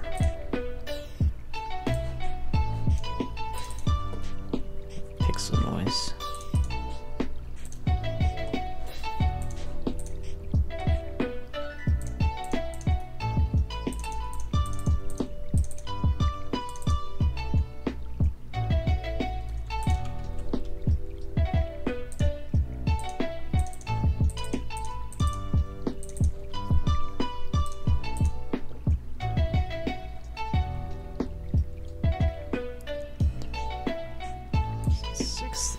Scale to something.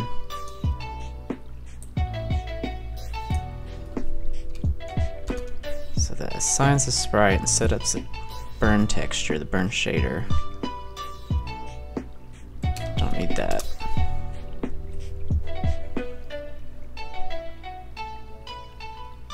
Don't actually want that there though. I want this.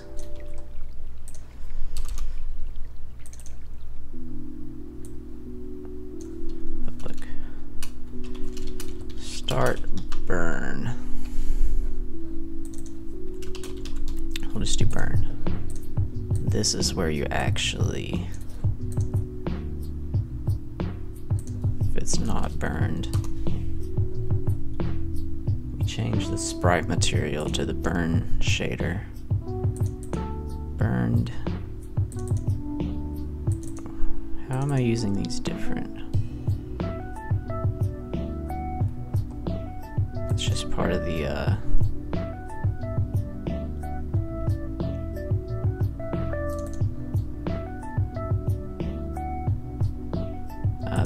that's just the activation.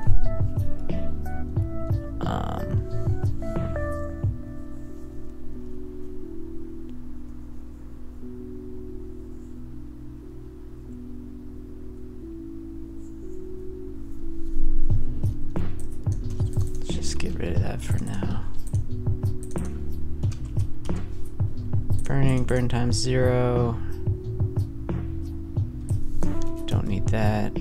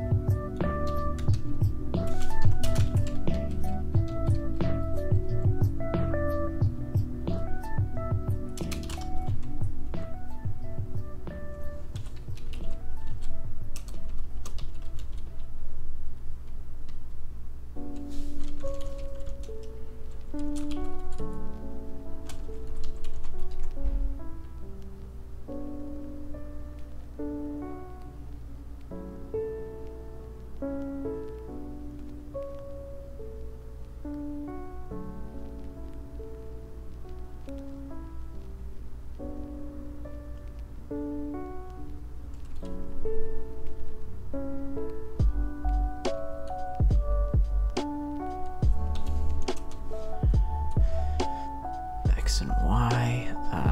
So this will be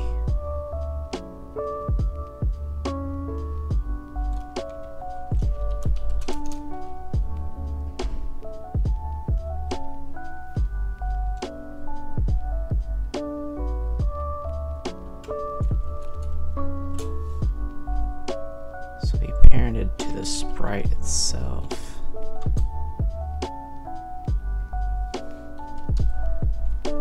And the area is going to be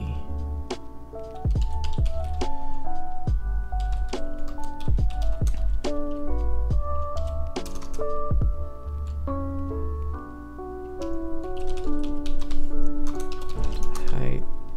These are all divided by 2.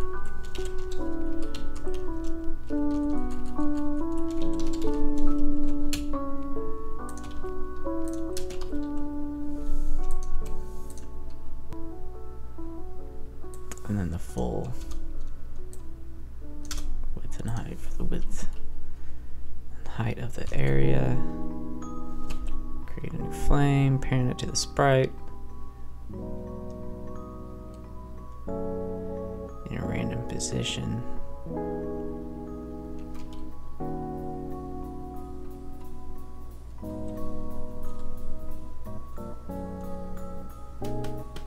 That's an absolute position.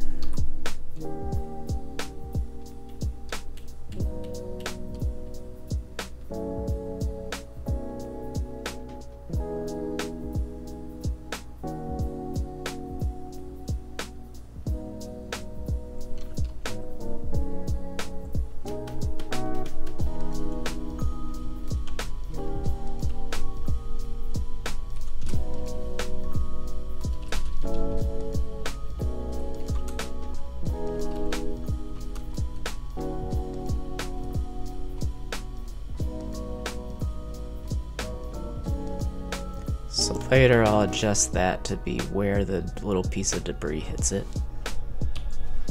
Just get the basic functionality working for right now though. So you add the flames to the group.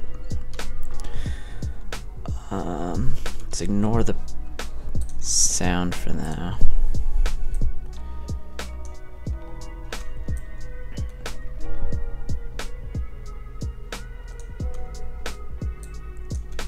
And this is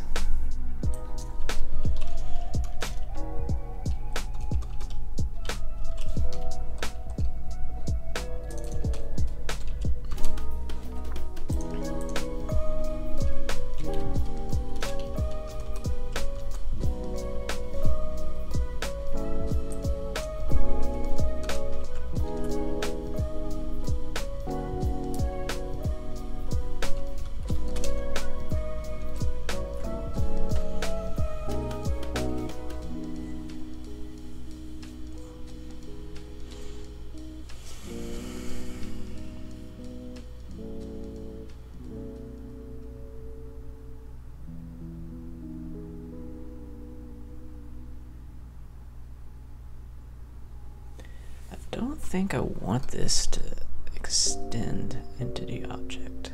I think I'm gonna manually update it.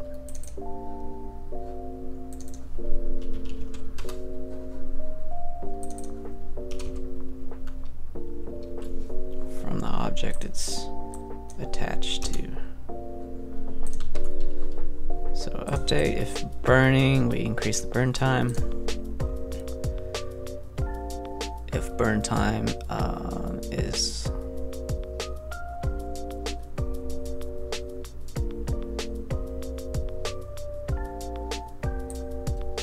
might do something like that later on. If it's greater than the total,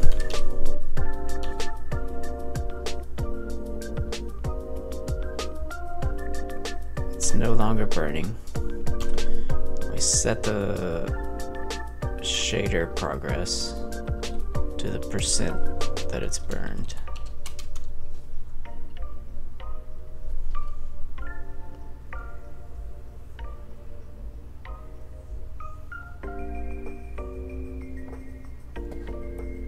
So I think how I'm gonna add this is to put an entity object. I'm gonna have a reference to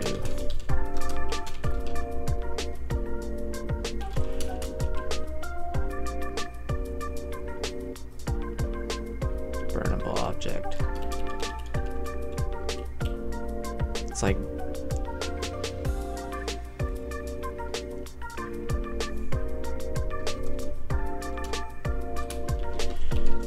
I'm gonna rename this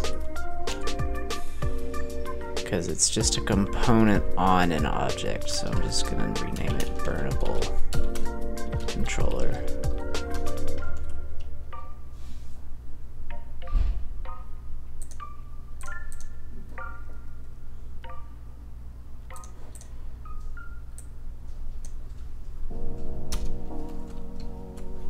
So then on like breakable object,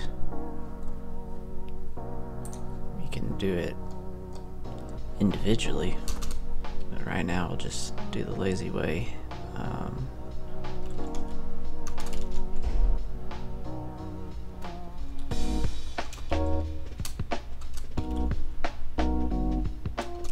No, we want to add it.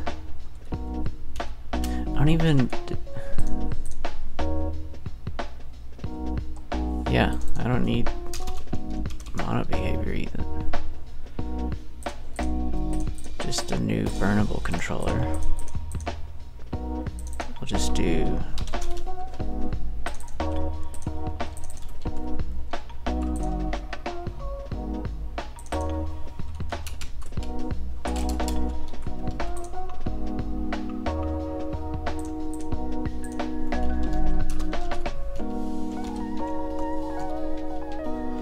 takes a sprite, so I'll just pass in the sprite.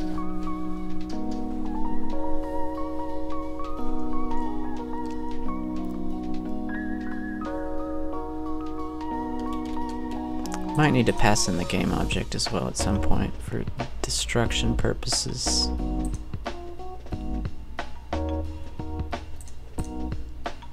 But yeah, here now I can just do it here, I guess, in the base level. If burnable controller is not null, then we update it.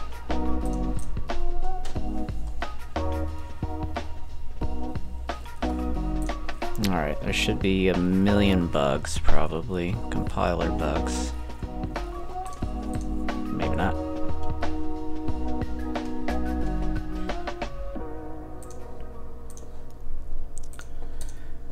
Alright,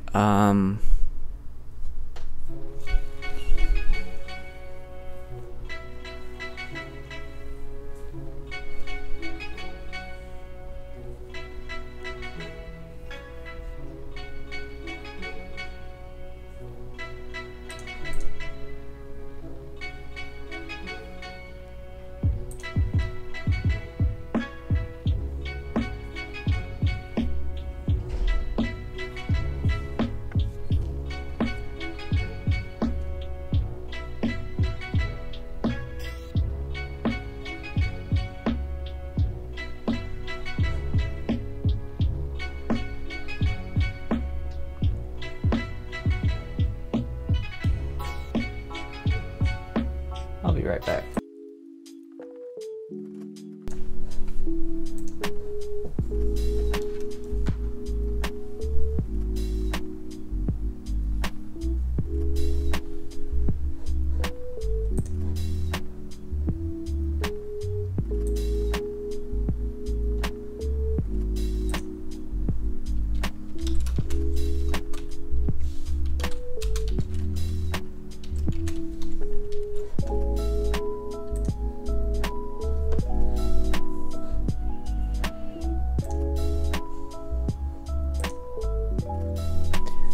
So, when the explosion happens,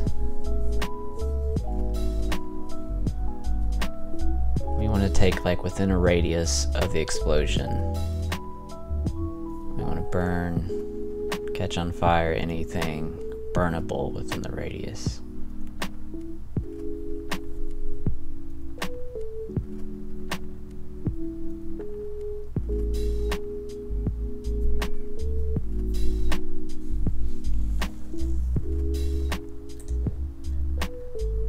As far as lists,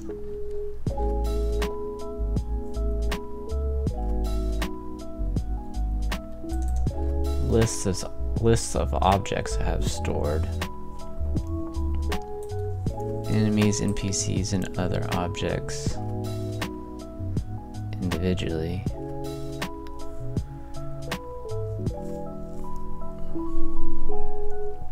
Should probably be fine. Breakable objects get added to other objects, right?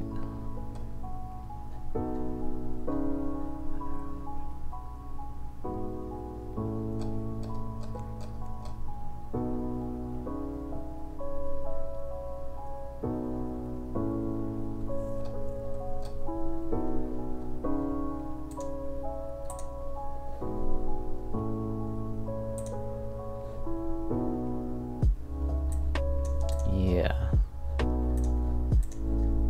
because I need the update.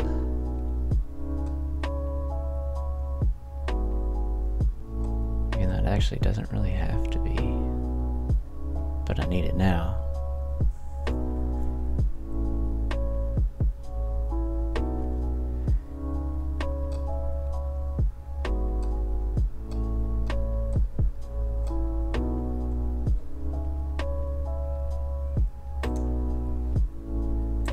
That is a list of entity objects, which is all I need.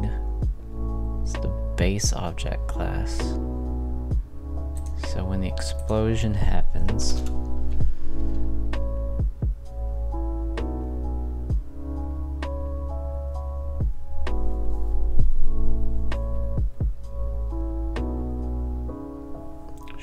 would it be easier? Not easier, but better performance to loop through the list or manually check? I'd have to check so many width and height collider stuff. I don't even think that would work. I think I'll just have to use the physics system. It might be better anyway.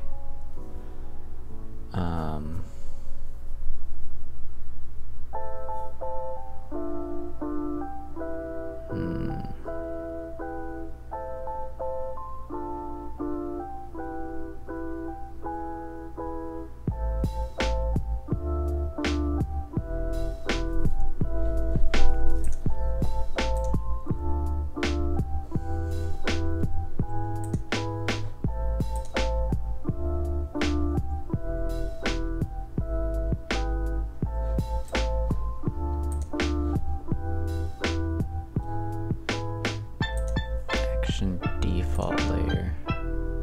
They're just on the default layer.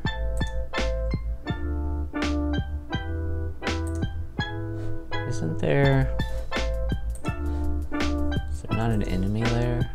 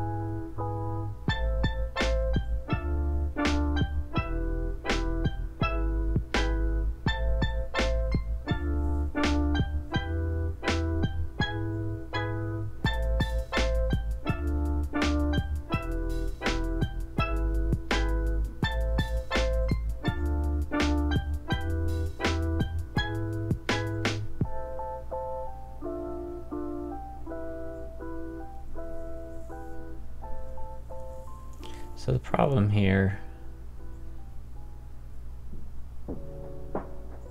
is I can test for a collision within a radius, but I want to know what layers to use. I don't want it to like detect walls, because you're not going to be able to burn down cliffs. So I want to just, but right now I don't really have a set layer for like anything that could be burnable. They're all on different stuff.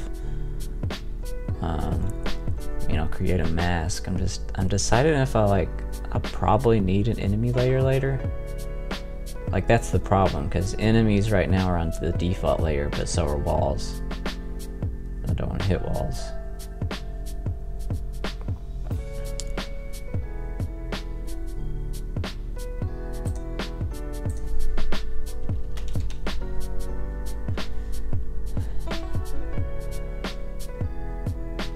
I already have, yeah, I don't need enemy. I already have enemy hurt box. I can use that.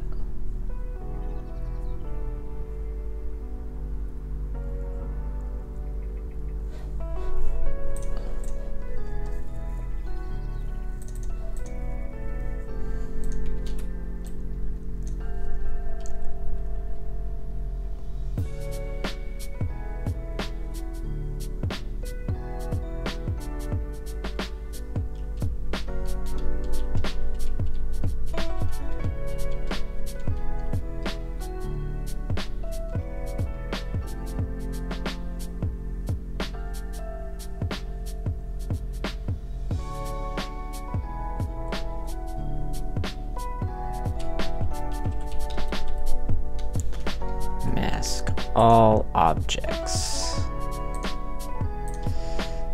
Just gonna be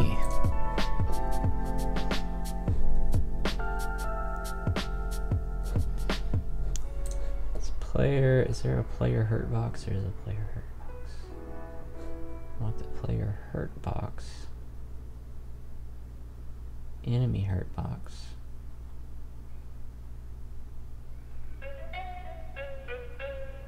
Maybe debris. Action default.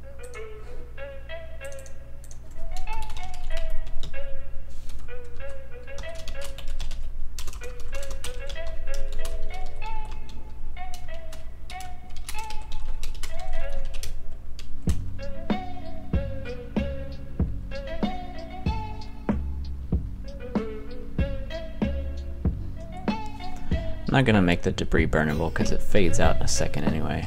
That's just too much performance hit. Probably wouldn't even look that great. Could start it on fire already, I'd probably do that. But just don't add collision to, yeah, that makes sense. So we have a mask to use.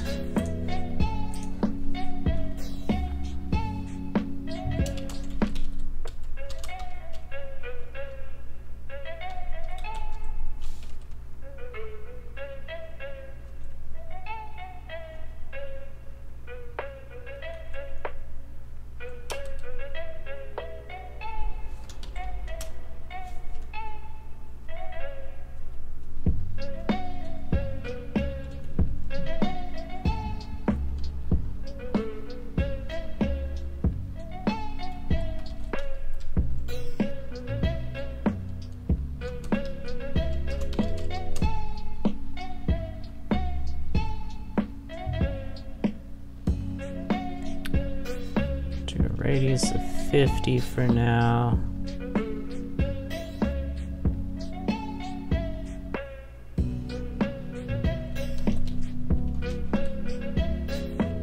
Is in a direction. Will that work? Or do I need something else?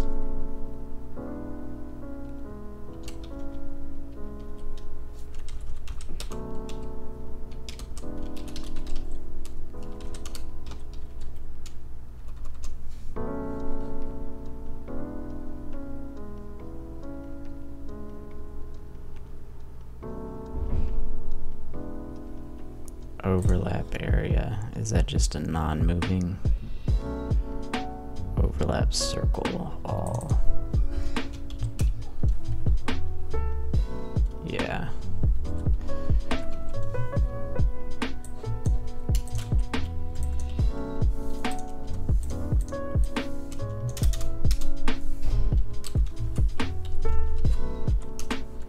Radius layer mask.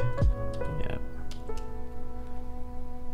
And that returns an array of collider 2D.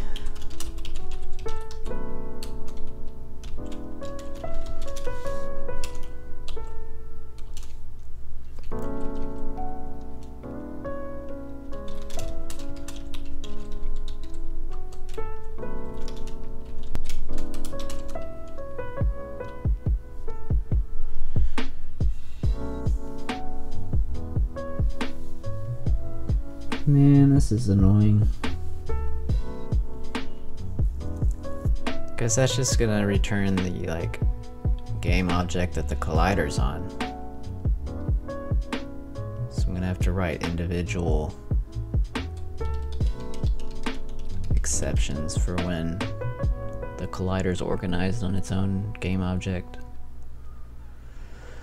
For enemies and players.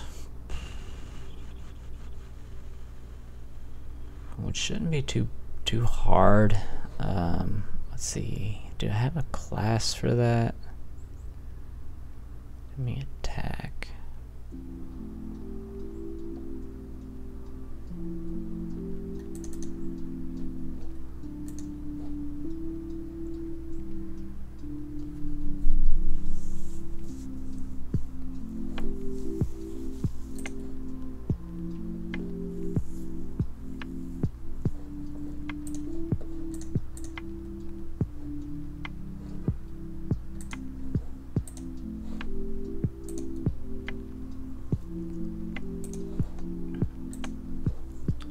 Player hurt box.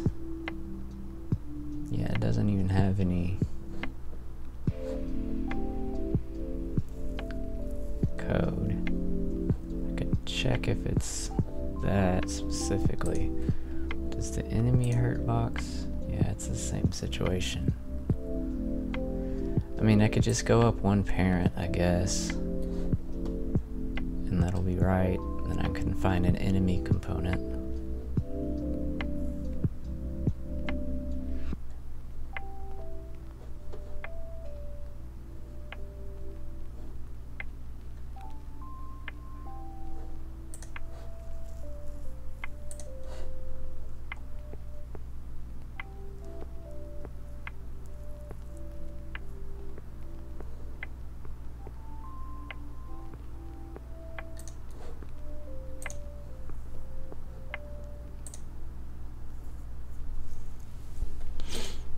Probably end up in its separate function, because this is all item projectile code, how it flies through the air, and this is going to be a general explosion code.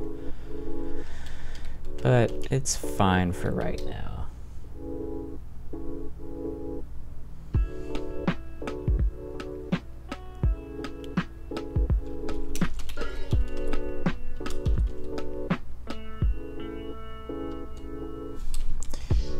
I just want to switch. Oops. Switch on the layer.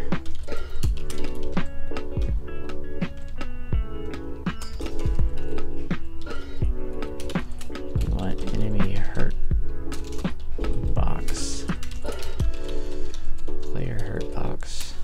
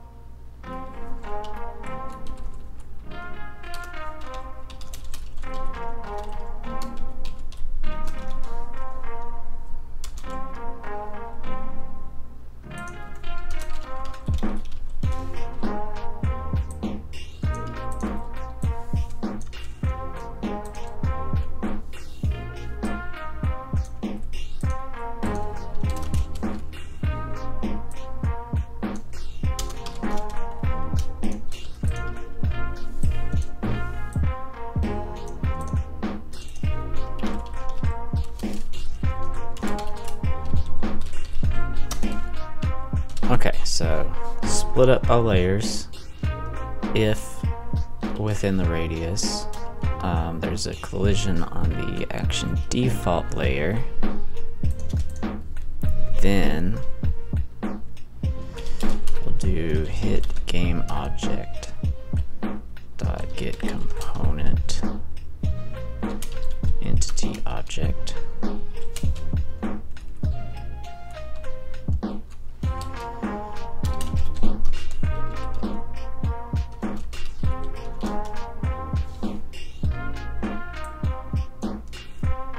Is that if entity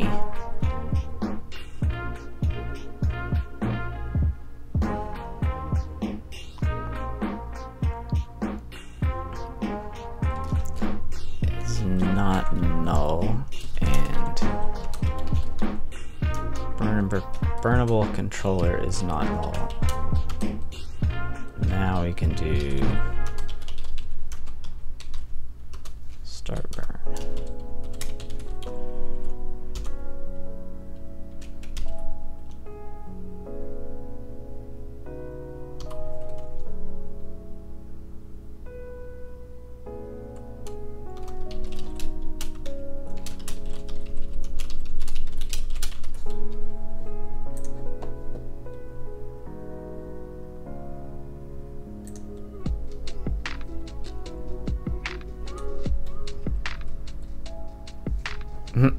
Okay.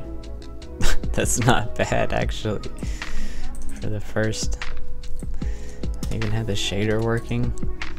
Okay, the movement is a little crazy.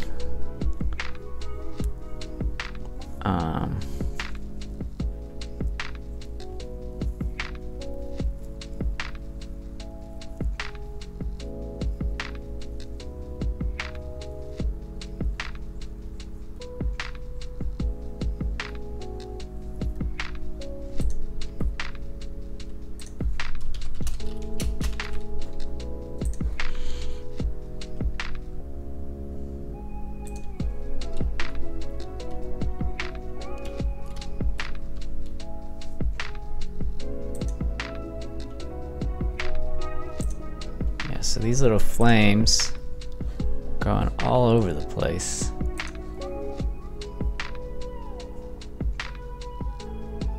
Man, all that collision code worked fine. That's great.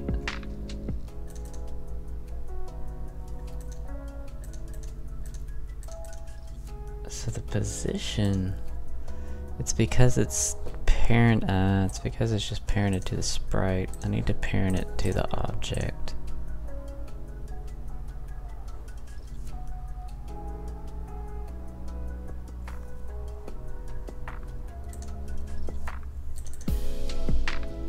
Alright, so that's a nice little, I'm gonna let you all in on a little secret here. It's a nice little funny bug, right? You can make it funnier. You gotta exaggerate the funniness a little bit here.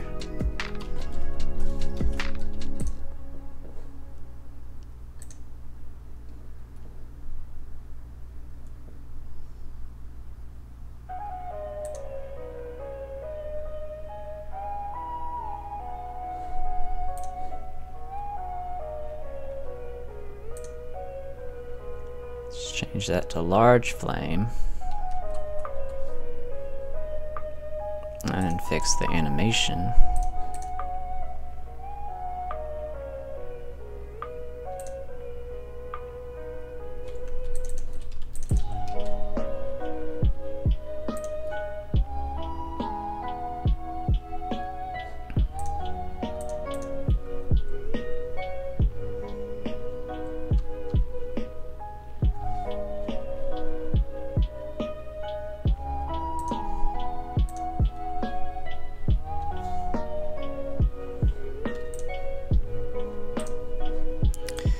That's more entertaining.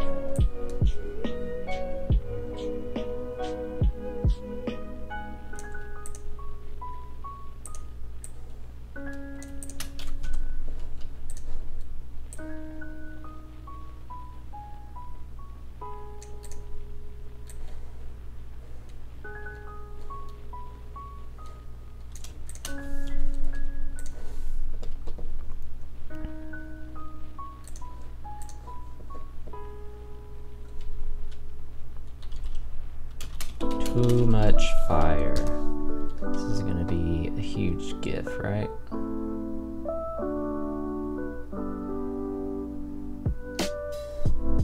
I forget what the Twitter limit is, 15?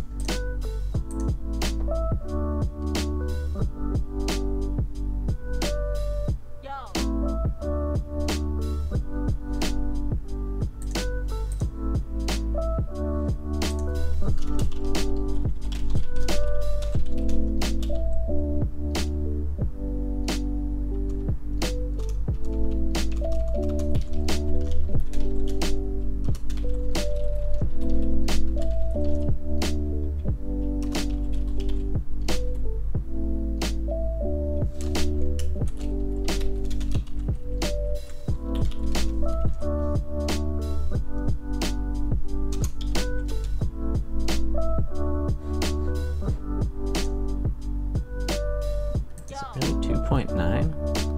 Man, all that limited palette doing its work.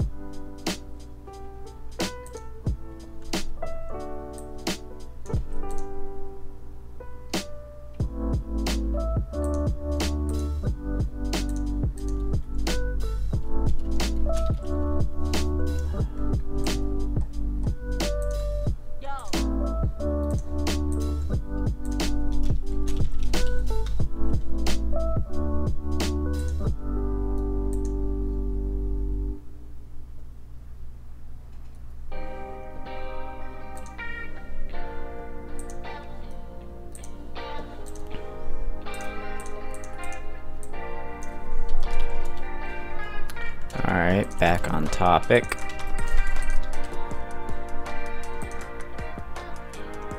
We need to parent the sprite.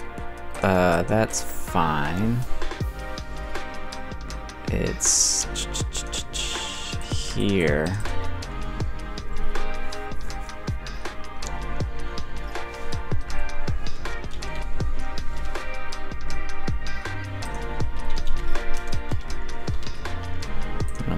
Just parent it to the sprite's parent.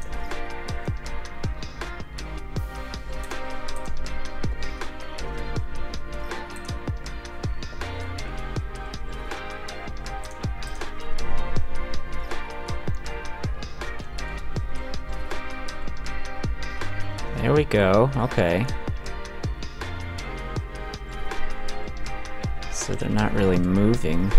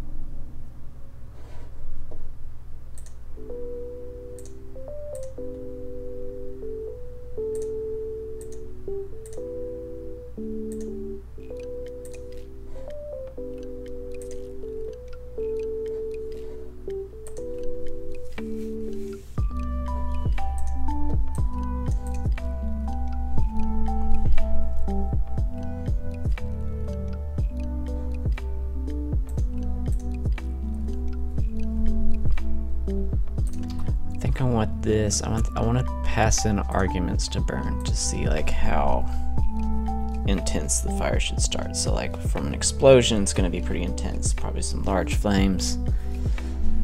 But if like one little spark hits it, it's just a single small flame that starts.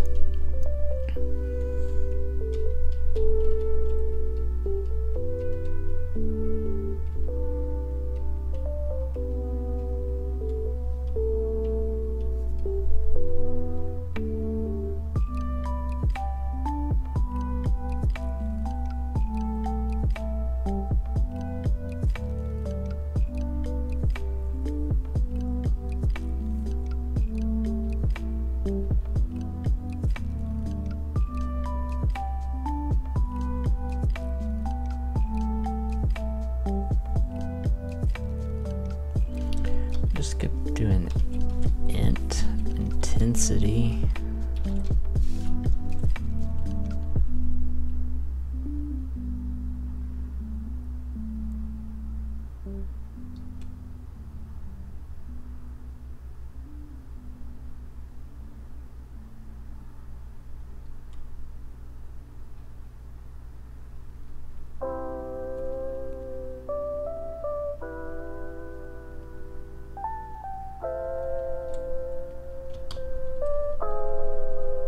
I is less than intensity.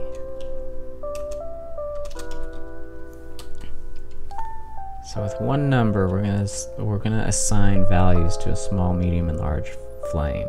So we'll say that'll be for large flame.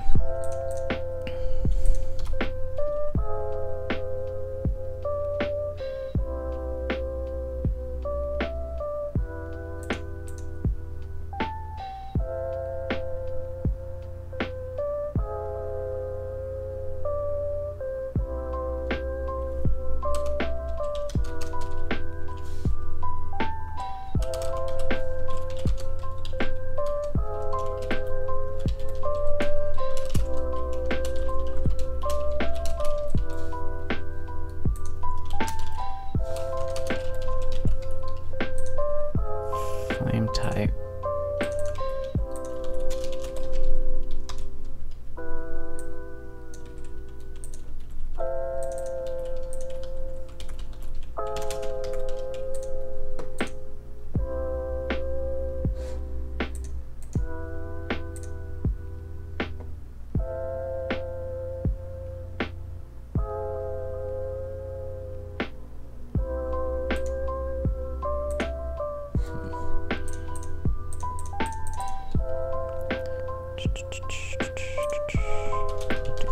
Type is type, and then we'll do a switch here. We'll do switch on type.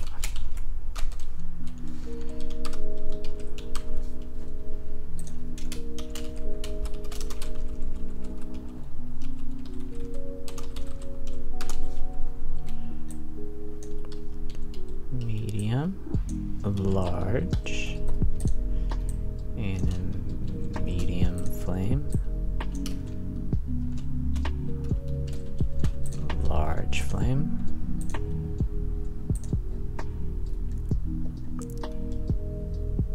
then I'll add different code for how fast it spreads based on the type of flame.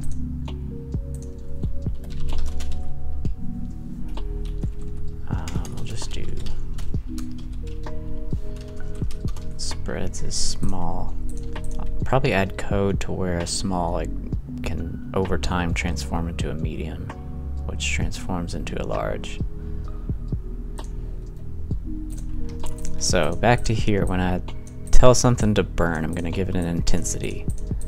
And for every multiple of 10 included, it's going to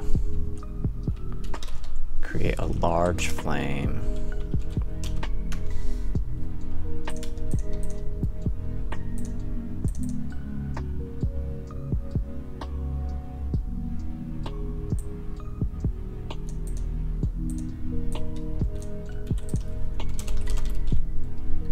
And then for every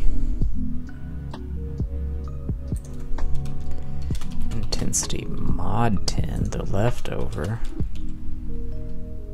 so it'd be 0 to 9, So we have many.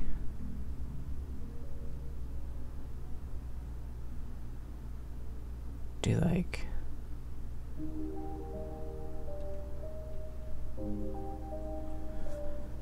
let's do like 15,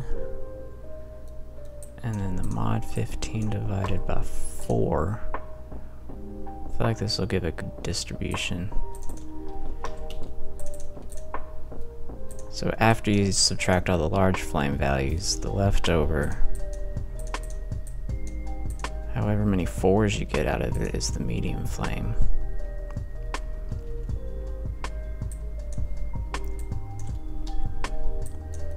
Do that, so then I can just do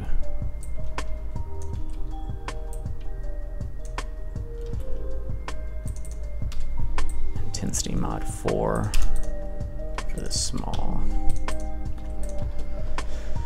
So then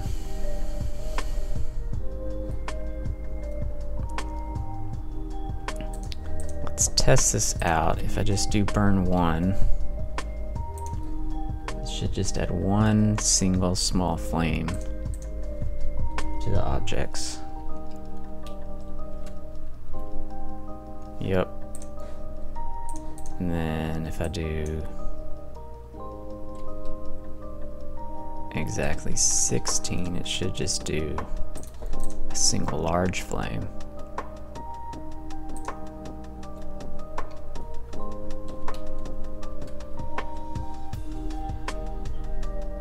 Nice. So we can do like 28, and that should just give a distribution.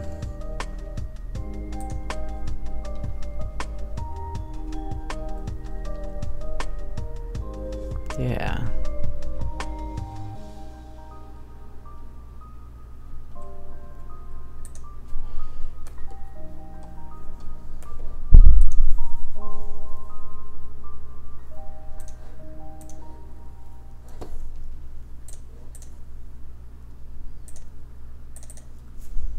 I think we don't want it to start that big though. Also, yeah, I need to offset. Let's see, I did that for the spark. Sprite, yeah, this needs to be offset.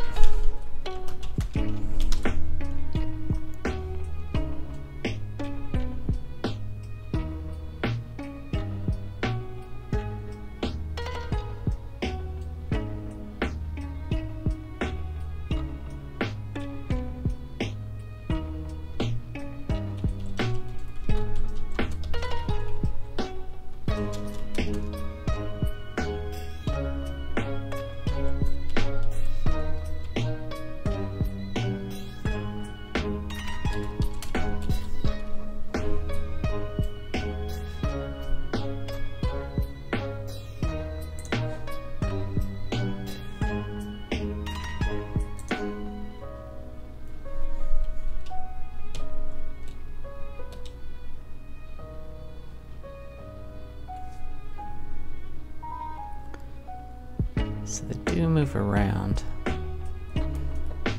Let's determine what I actually want to do.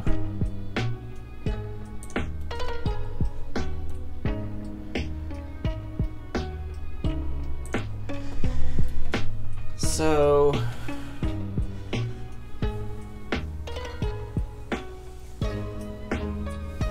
it would take some work, but it would be cool to have the flames, like the burnable shader part, to be only burnt where the flames are. Especially what it's doing now, it would look really stupid if there's like a really big object.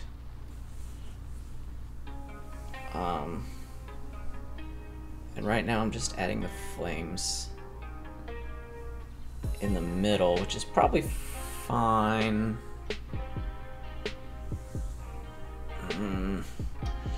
Should probably add him towards the explosion center.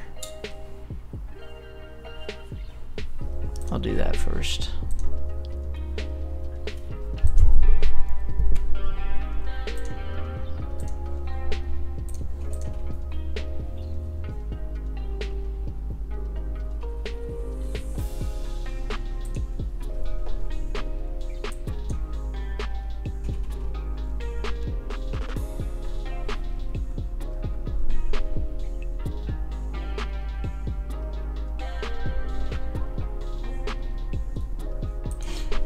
gonna simplify this a little bit.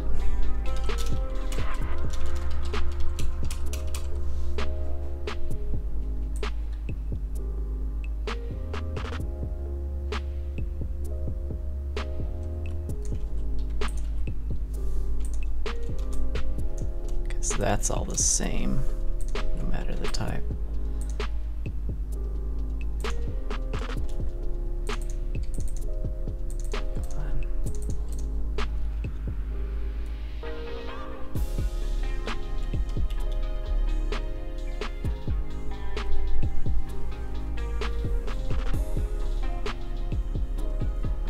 So I'll have to pass in like an angle or something.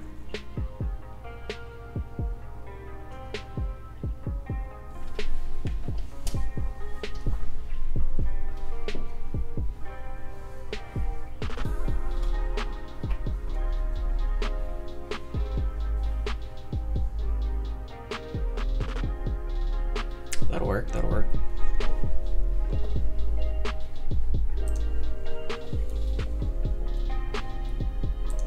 So we want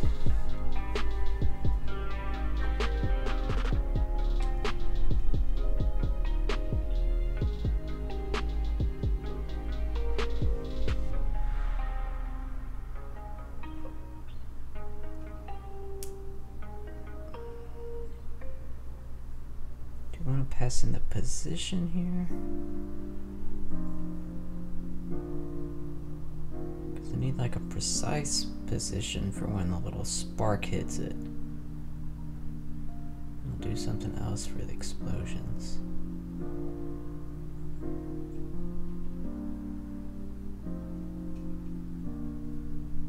Yeah, I think I want a precise spot for where the fire should start.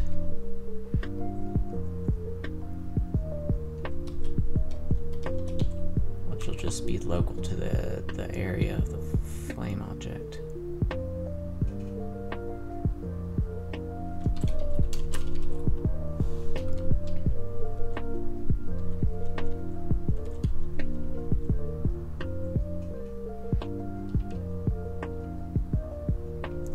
Handle the randomness before we pass in the point. This is just a precise.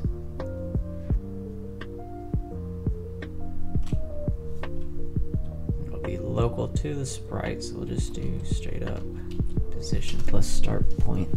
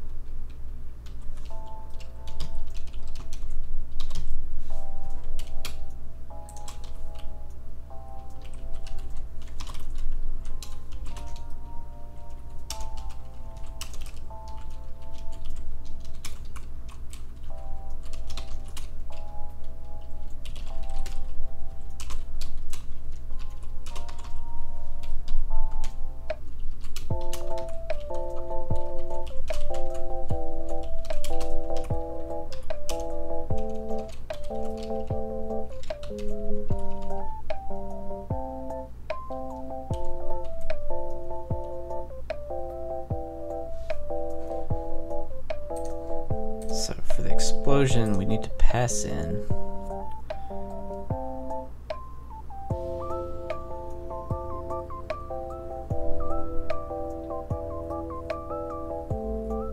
like that'll just do the very edge. I kind of want like a like rather than the fire starting on the very edge of the object that faces the explosion, you kind of want the edge plus like a little buffer.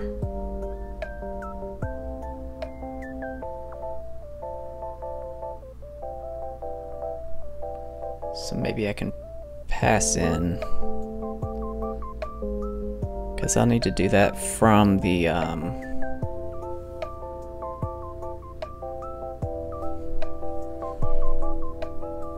Burnable Object controller, which I need to rename the file.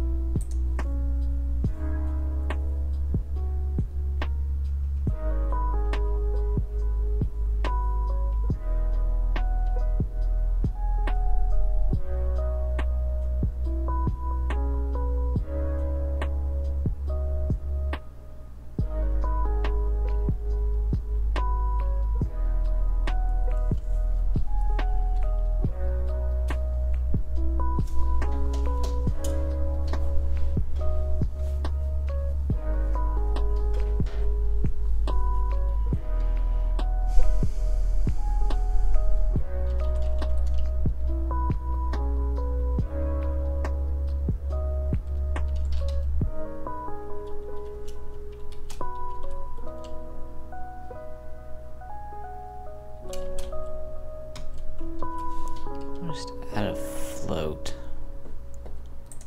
So we're gonna do plus a random range of negative random start position to positive.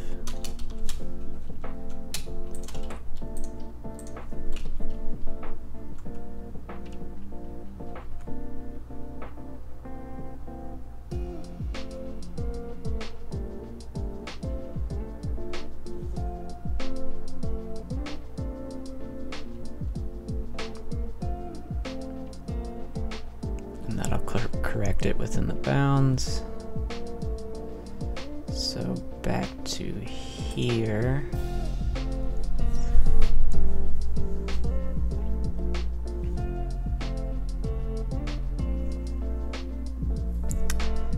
If the start point's way out of bounds, then the variation's not going to do anything. So I need to do it after the... So I need to adjust my set position.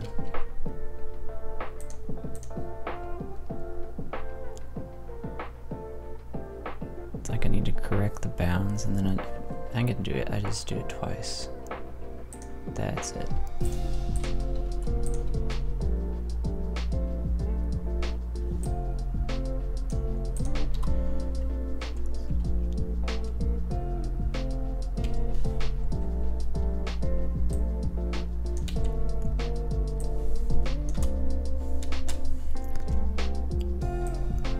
So we set the exact position, it gets corrected, and if it's way out of bounds, it'll probably end up in like a corner of the object.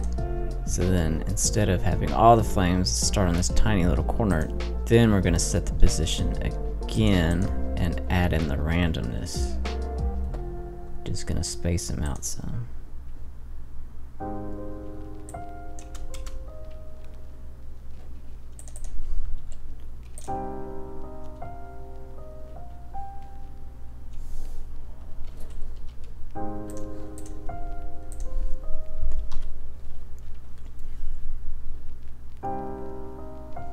So the start point would be relative to the object, so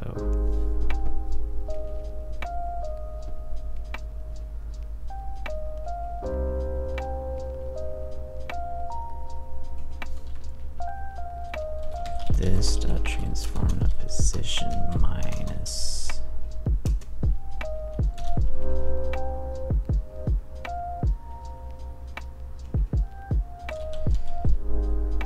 entity dot burnable controller dot sprite.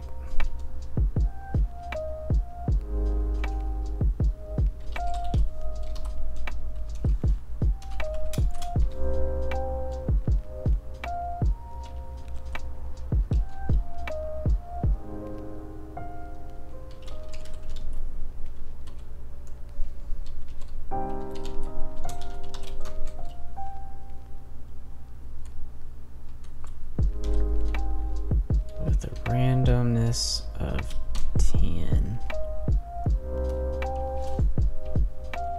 for now. Let's see what in the world this does.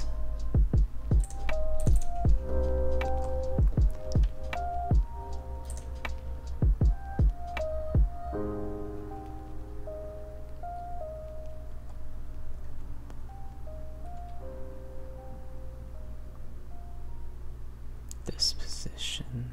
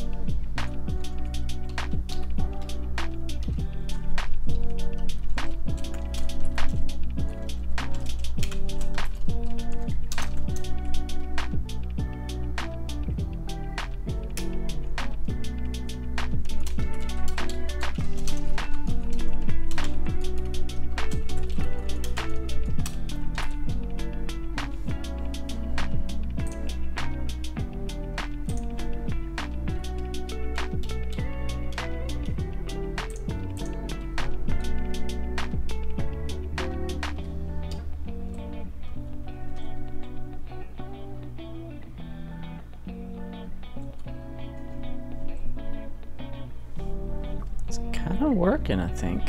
Yeah. Mostly.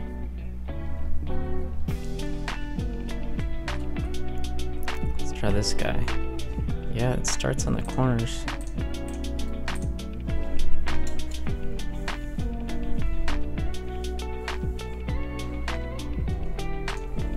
I think I need to reduce the area for the flame.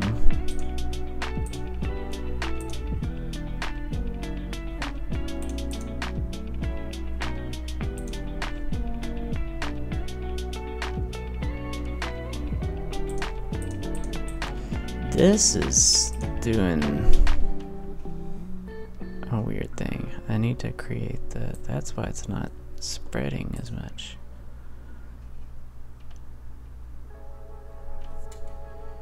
New flame needs to be flame.create new flame. Flame type small.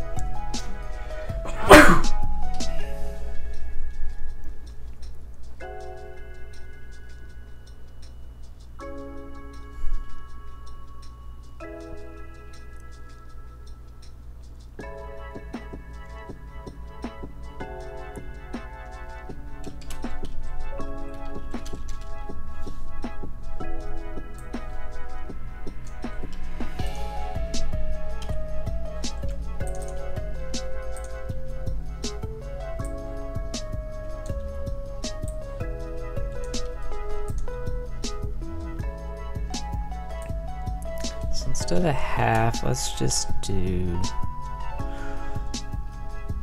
I think I need to do a constant. Negative half plus like 4. And then negative height plus 4. Width minus 8. Height minus 8.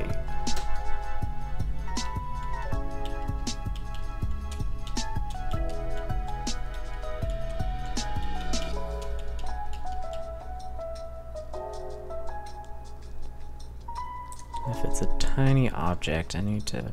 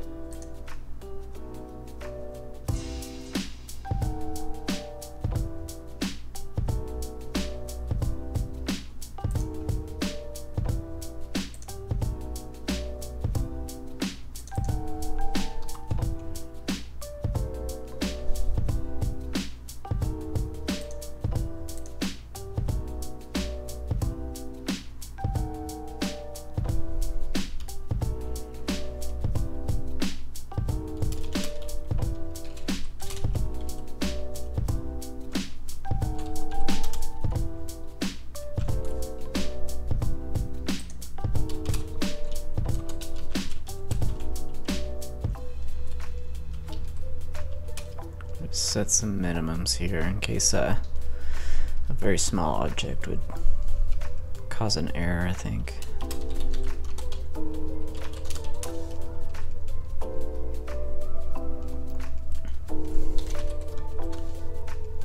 So we'll set at least a -1 x and y, and then at least a +1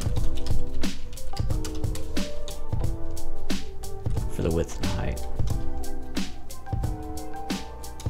Or +2 to center it. Max. +2.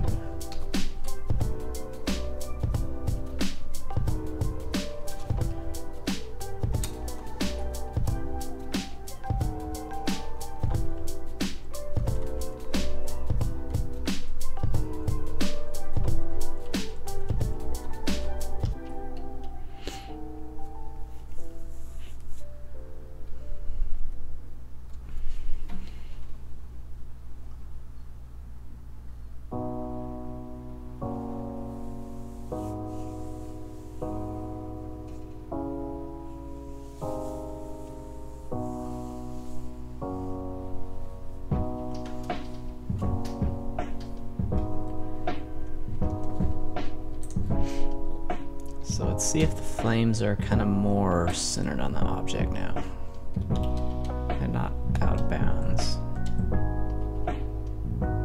Looks pretty good. Yeah, they're spreading too.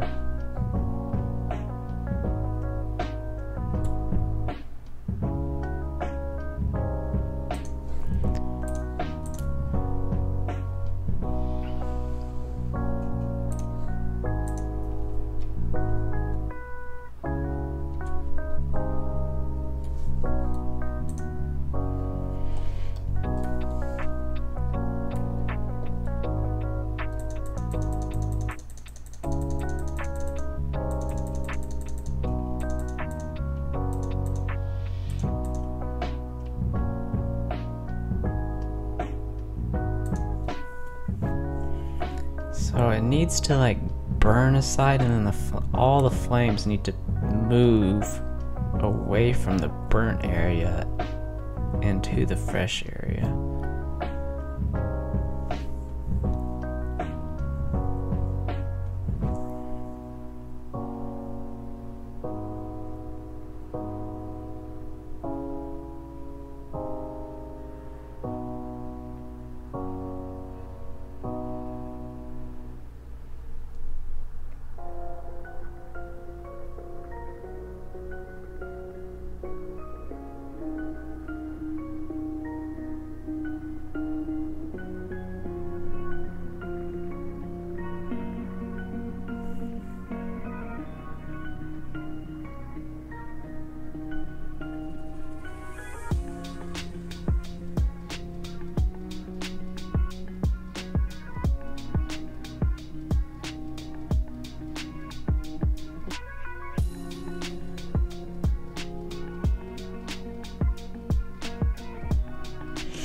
think I'll do that next week. I need to kind of plan out how I'm gonna go about doing that. I think I'll have to store like a low resolution texture per object that just keeps track of the burnt area, and I'll use that within the shader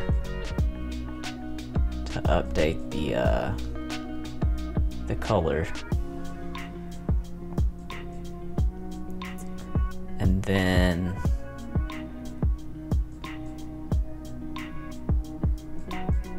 probably add some smoke too at the end.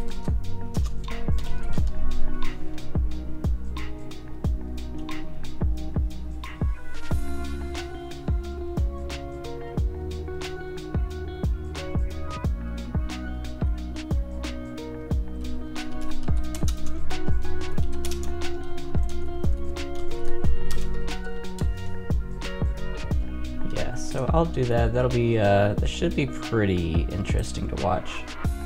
Shader work is usually pretty fun. So yeah, I'll do that next time, probably next Monday. So thanks everybody for checking out the stream. See y'all then.